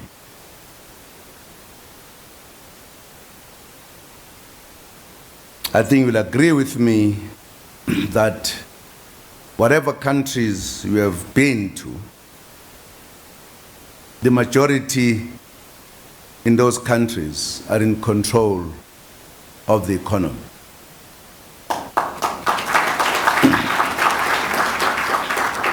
If you're in China, the Chinese are in control of their economy.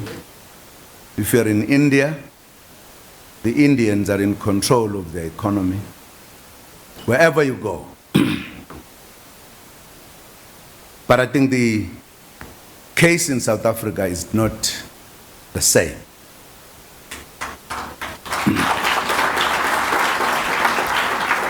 That in itself is a challenge to all of us.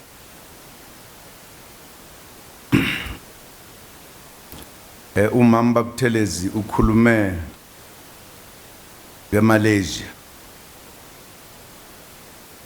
I could speak about China.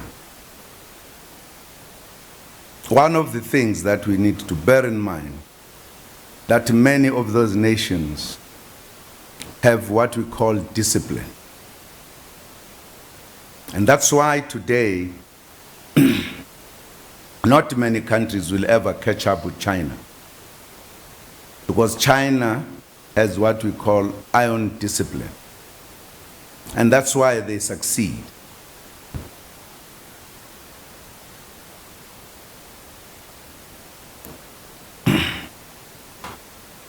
I could ask a question. Do we have discipline as a nation? That is the first thing that counts us down. We have to work very hard and do things that we don't take them serious. Not discipline as the normal one, just discipline at work. To work and work hard. Those countries, that's what they do. And that's why they succeeded. Since coming into power in 1994, ANC government recognized the imperative of deracializing the ownership and control of the economy.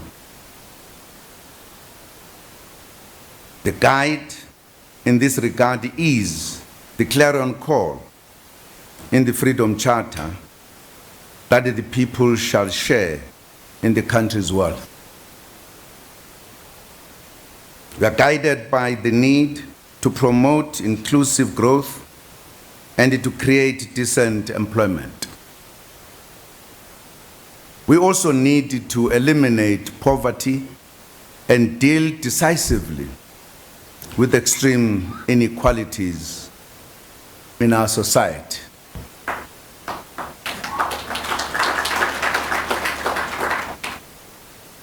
To promote economic transformation and inclusive growth, the broad-based Black economic empowerment policy was designed and is being implemented.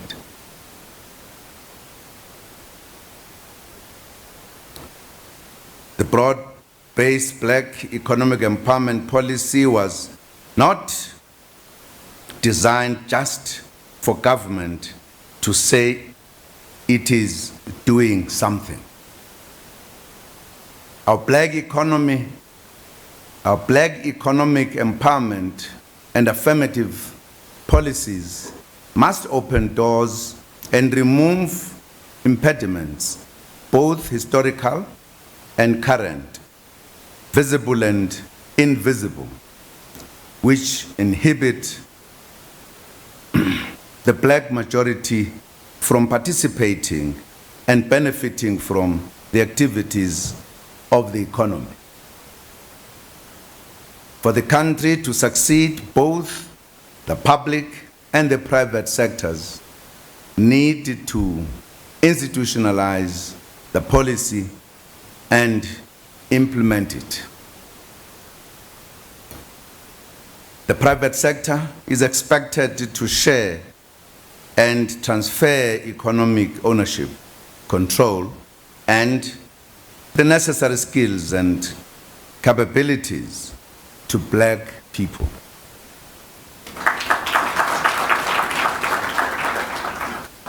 We are impressed by the cooperation of the international investor community. We have found that most investors only want certainty and clarity. They want to know how the policy works and what is expected from them. They are not opposed to reversing the legacy of the apartheid past. On the other hand, for the broad-based black economic empowerment policy to succeed in the public sector, government must use its procurement muscle to sustain and grow black businesses. Annually, through the public sector procurement system, government spends in the region of 500 billion rand on goods and services and construction works alone. In this regard, the buying power of the state is a powerful economic transformation tool. It can and must be used to advance black economic empowerment.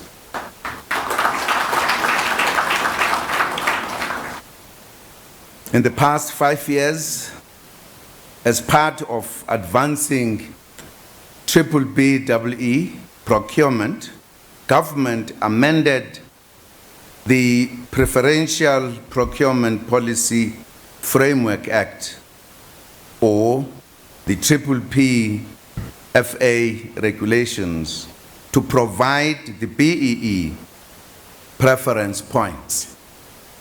We thought this would work and would make an impact. However, you pointed out that it does not work. We are now aware of the shortcomings. We agree that the preference points system prescribed in the PPPFA is rigid and is not responsive to government objectives.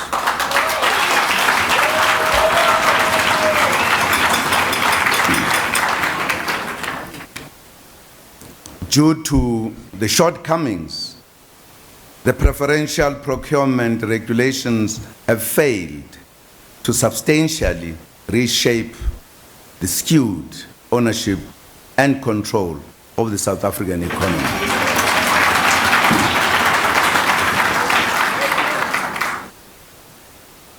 It is the intention of government to ultimately repeal the PPPFA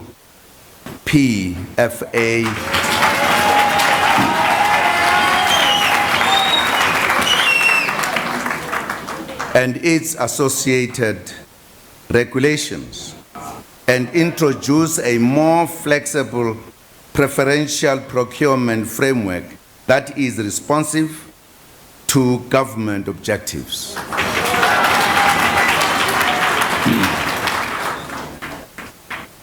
In this regard, the Preferential Procurement Policy Framework Act will be repealed by the Public Procurement Act. The Public Procurement Bill is now going through the different government stakeholders' engagement processes before it is tabled in Parliament.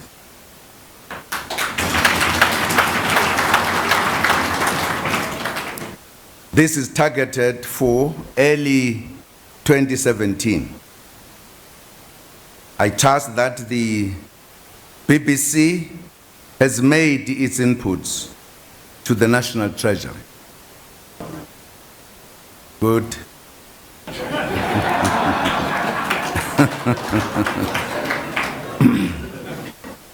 In the interim, government is to produce regulations that will improve the PPPFA to make them more responsive to the economic transformation imperatives.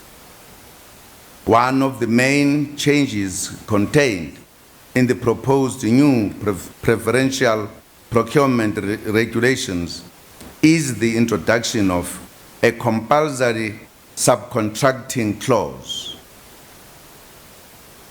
It will be compulsory to subcontract a minimum of 30% of the value of the contract for all contracts above 30 million rand.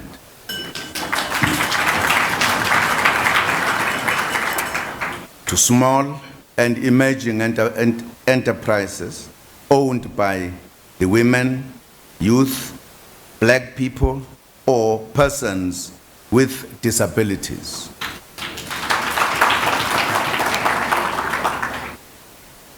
We have located the implementation of the policy on the 30% set aside of the public procurement budget for small business in a work stream led by the Minister of Small Business Development.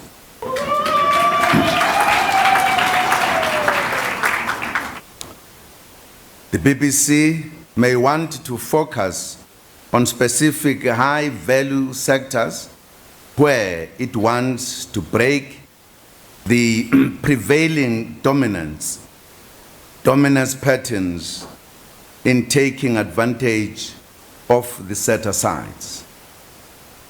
The intention is to finalize the preferential procurement regulations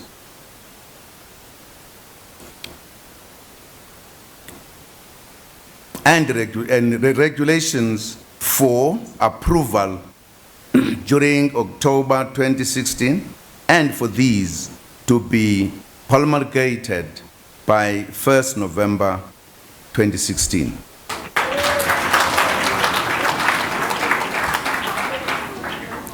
Government is also reviewing the National Small Business Act. We invite black business to work with the Small Business Development Department to ensure that the amendment bill supports the creation of a thriving environment for small business. Compatriots, one of the biggest challenges facing black businesses and the implementation of our empowerment policies is access to finance.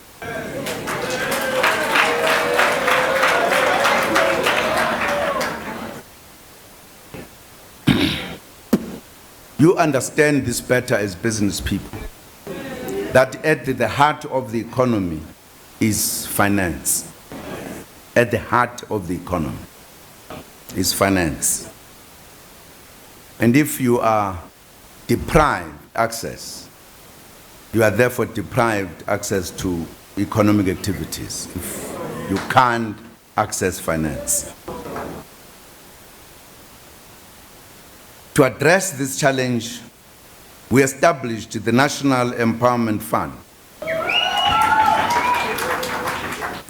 to be used as an instrument to financially support empowerment initiatives.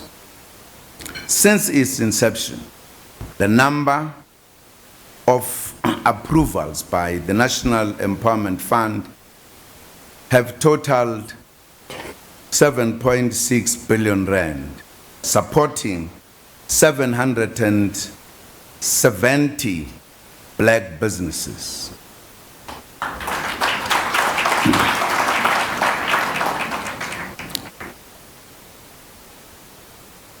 For the 2015 to 16 financial year, the NEF has approved 120 deals worth 1.3 billion rand.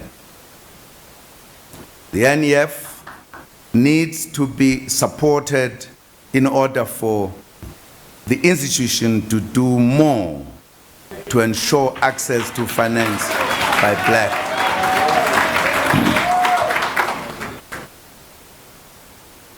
entrepreneurs.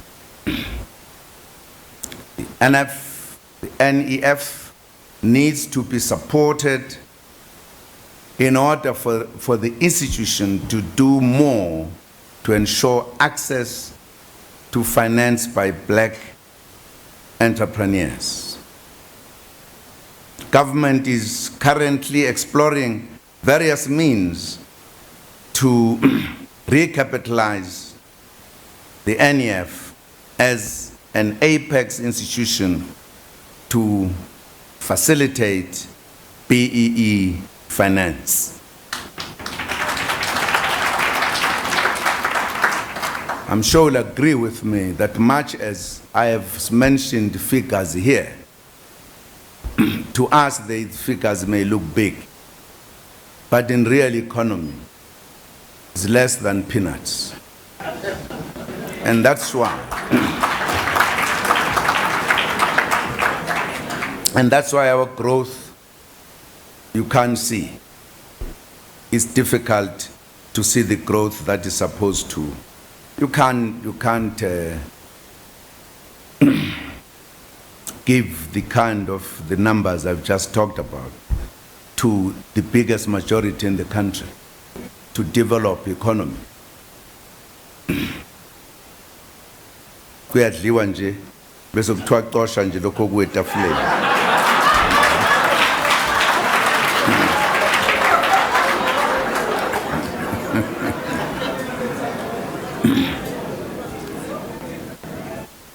I'm sure that we are all in agreement that all development finance institutions must be used as vehicles of economic transformation.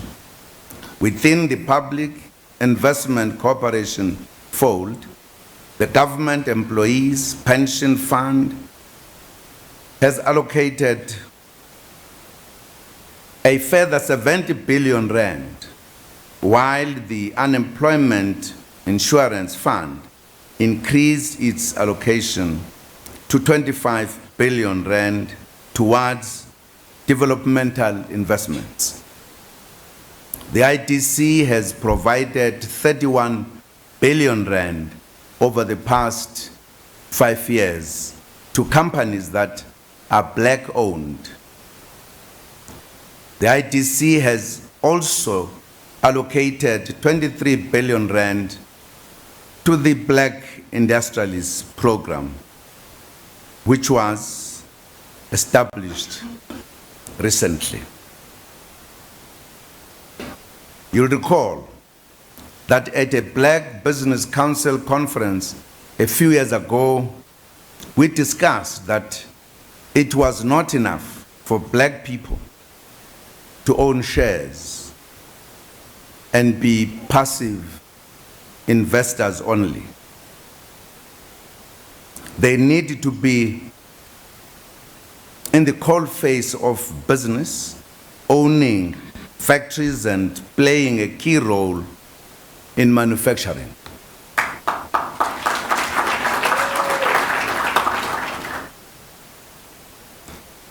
I must thank you because when I was one of those who made this point in your conference, I thought, well, our brothers and sisters will just take it easy. We will say it, but they say, well, what are we going to do?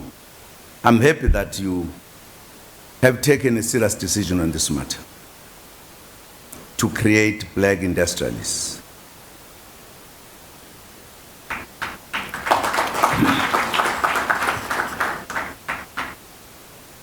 From that discussion arose the Black Industrialist Program. The issue now is to support the program. The issue now is to make the program grow. And there are many things we need to do to ensure that it works. No one will ever come from anywhere to help us. Only in the olden days, God could be sympathetic and send his son to come and help.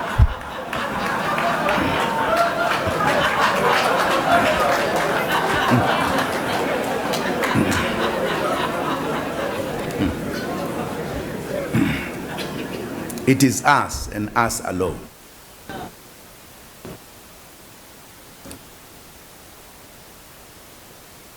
The most disappointing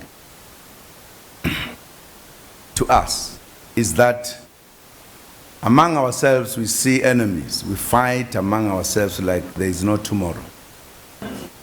And there is no group, a national group in this country that fights except us. Whilst we fight, other national groups are doing business. It's most unfortunate.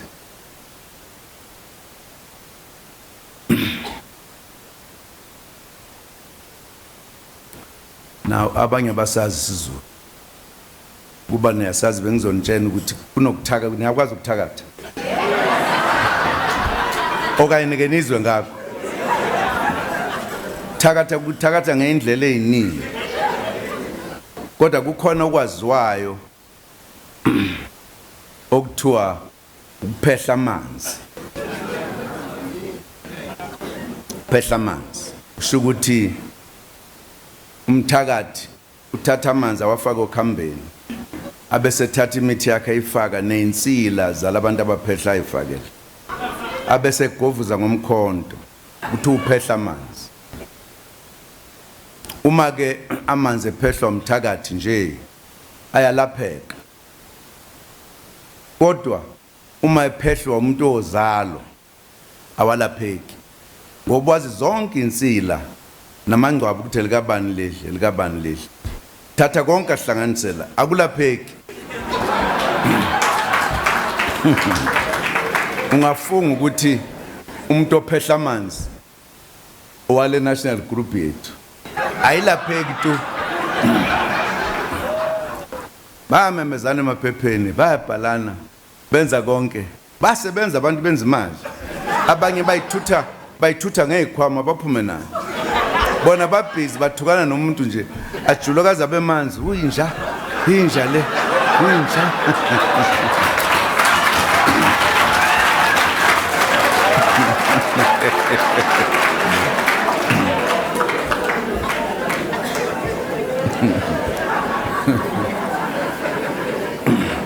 No one will ever come make us succeed except us.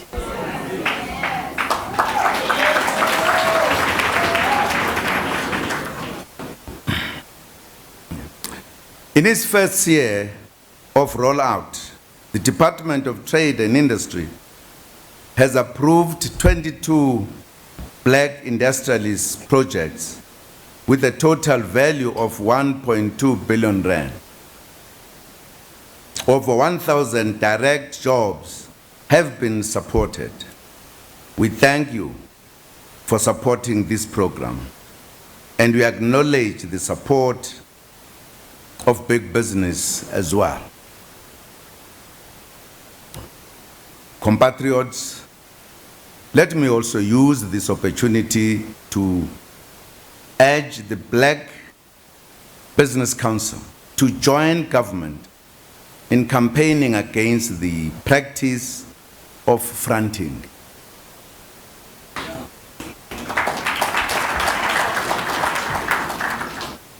Fronting undermines Black economic empowerment by creating a false sense of achievement.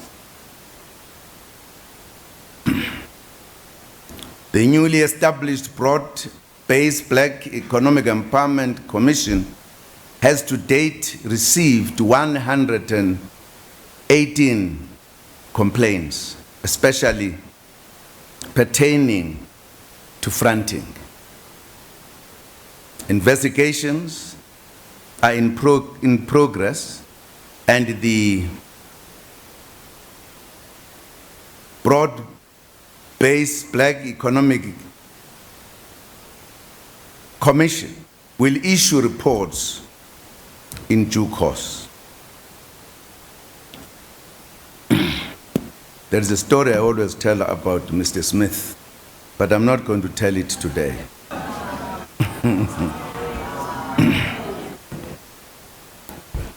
Compatriots,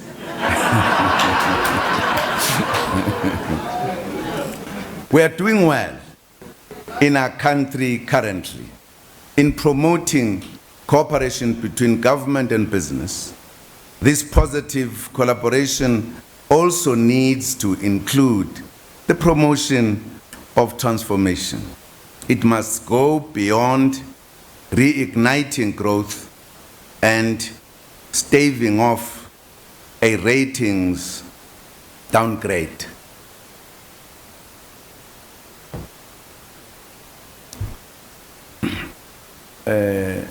Umntwana untombazane lo bathi uzokwenza ipoem uthe awuphinde uthe i-downgrade uthe wilandelisele zazantathu lezinto. What did you say?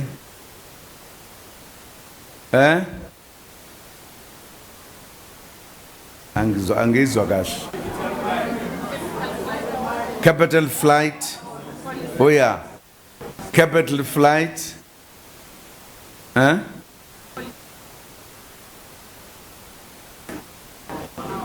No, there's something. Uphi ngifuna ukukulibuza kulento. Uphi ntombazana? Thumeka. Thumeka uthunywa umkhulu.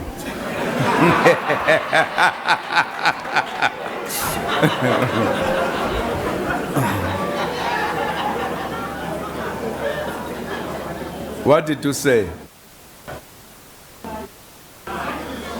Nikezani mic. No, there's something important there.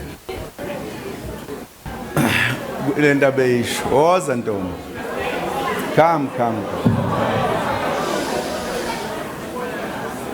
Yes. The three things: capital flight, ratings spike, getting the policies right. Okay, Nizwel. Nizwel. No, I was just making a point because I think as an economist, she says something she knows. I just loved the rhyming of it.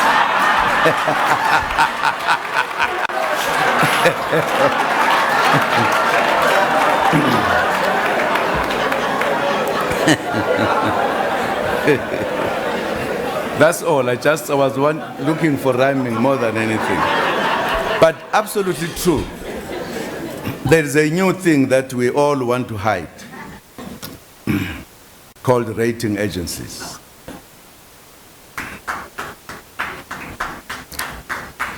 And zinathi shaka azikwa amanye amazwe zizalaqa. They come here. Basically, I haven't heard them going to other countries who have got economic problems. But We need to change our mindset. We need to look at ourselves again. And we need to take a decision as the Malaysians did. Not only Malaysia, Chinese as well. Chinese, before they open up the economy, they had a lot of slums all over China.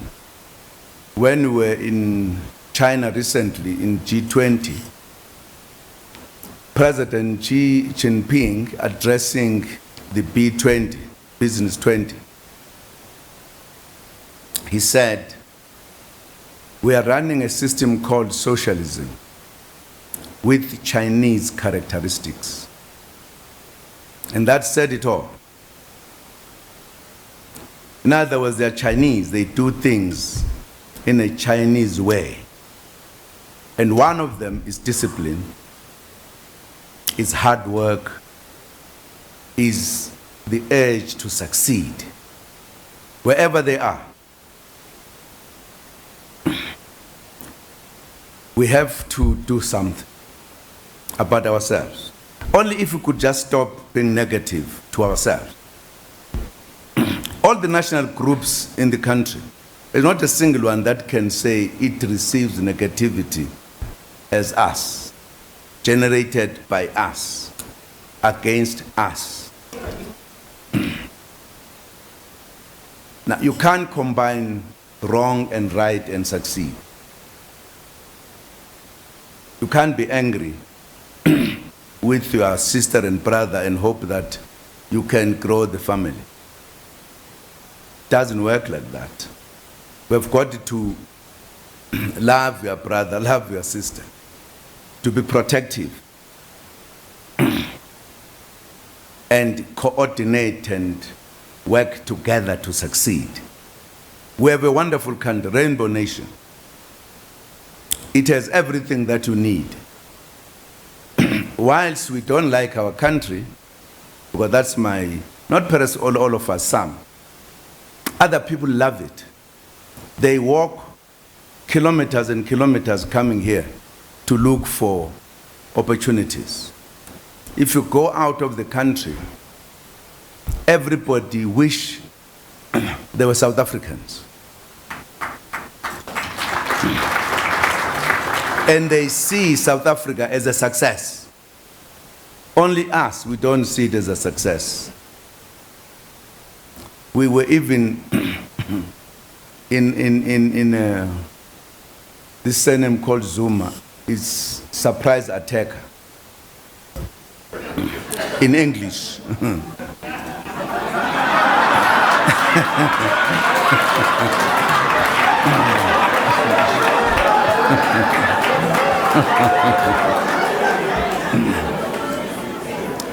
We were talking down the growth of our country.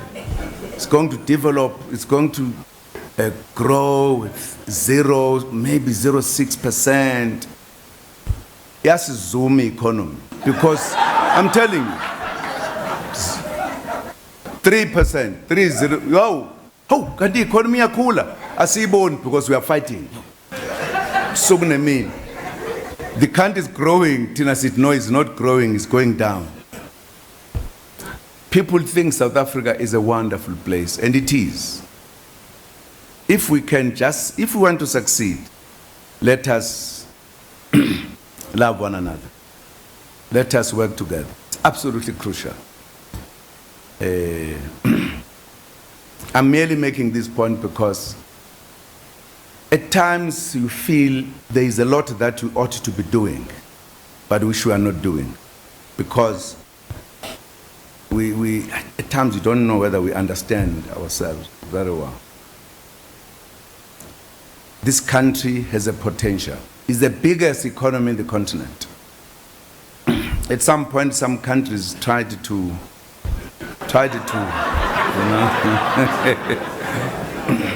And it's there. It's again, once more. It's the biggest economy. Everybody wants to come here. Tina, who belongs to the biggest, we want to leave. Sihambisela ngekho khona economy. It's very serious. But I'm saying all of this because I want to say to the BBC, we have taken a very serious decision to stand on your own.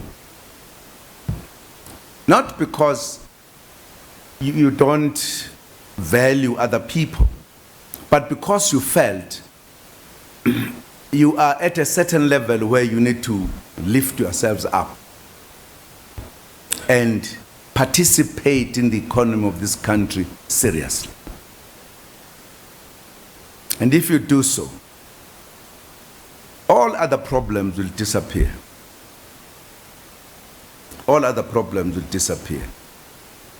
You have become one of the hopes of the black people.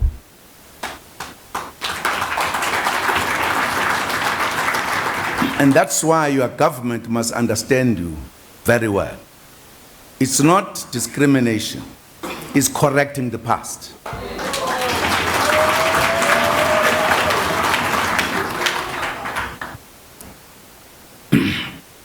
I come from an organization that believes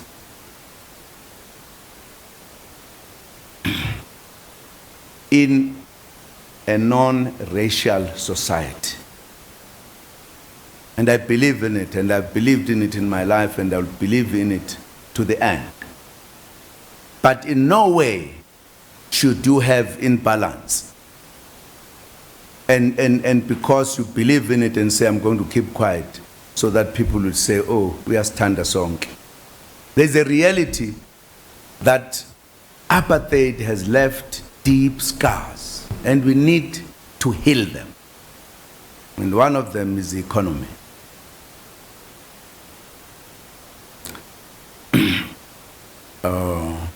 We are looking, namase ngithatha impesheni ngizongiqasha ngibomantshingelane emafeminine lapha ngaphandle. Ngewisa. Ngikade nje bafana bakithi. Ukuthi ungantshontshwa.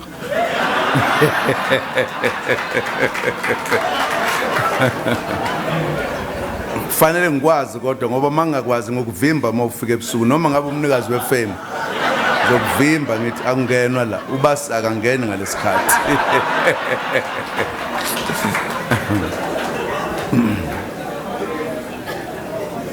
But we are really encouraging you, and I'm happy that the Minister of Small Business Development is closer to you. We deliberately established that department to address the problems of the small business. Very, very serious. To try to put together the two worlds in one, the formal and informal businesses. If not putting it together, but let us make it something different, something that will be worth of the citizens being part of it, but make it grow as well. So that's why you must worry her more than any other minister. Ngiyamsasazela impela ehlaihlezi. Ngidintile naye. Umsebenzi wakhe lo. Very important, because we must grow. We must grow in every respect. But I would love to hear your views about the economy of this country. Having said we are black, we are growing, how is the economy of this country? How is it deployed? Anganizwa nisho njalo. Anganizwa. And because if you say so, you'll then say, what do we need to do in order to grow and be part of the big one? Because if we don't realize, then there will be a problem. In any way, I'm merely praising you guys to be brave, to stand, not to be afraid, to grow. We'll also continue with labor and the community sector to ensure that the clauses that are in the Freedom Charter are achieved.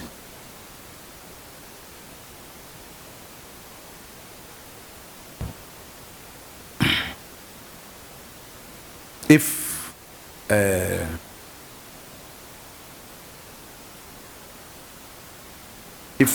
I were to say things,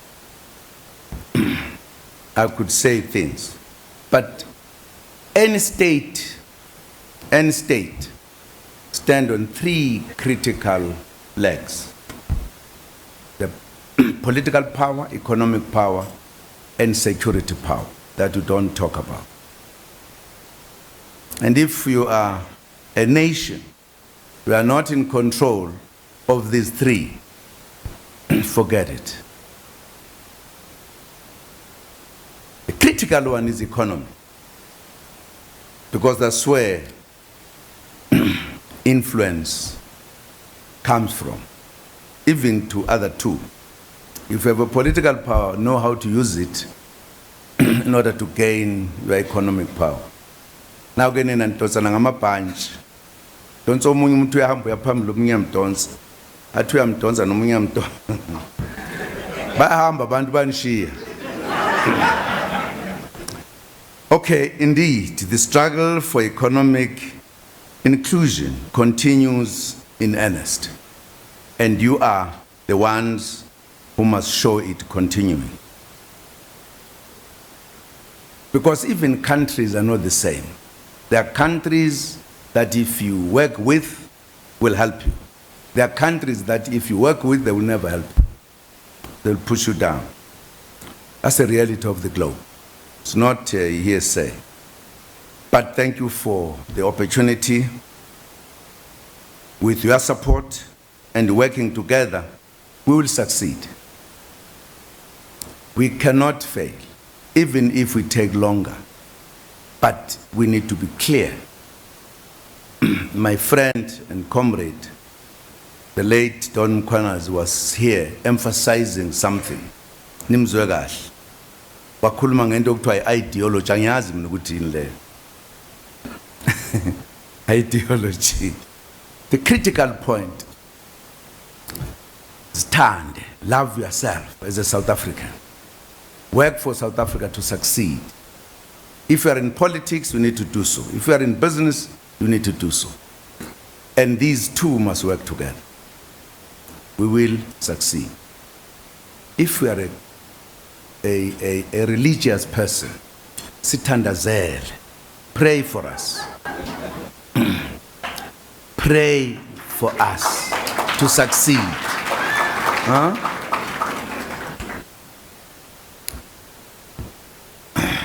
Angifuna ukukhuluma enye into ngoba nizoze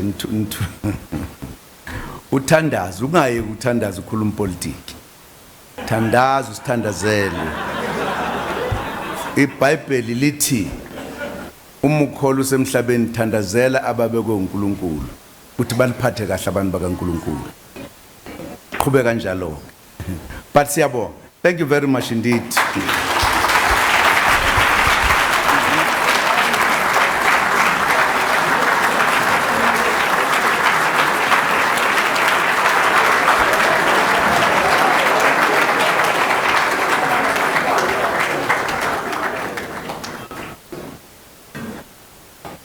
Mr. President, thank you very much. When we started, we said that we in the BBC believe that we are in the spring of hope, but we had no clue about the fact that this hope is going to be delivered this evening. When I heard the word repealed, talking about that act, we're excited that all is not in vain. We thank you very much.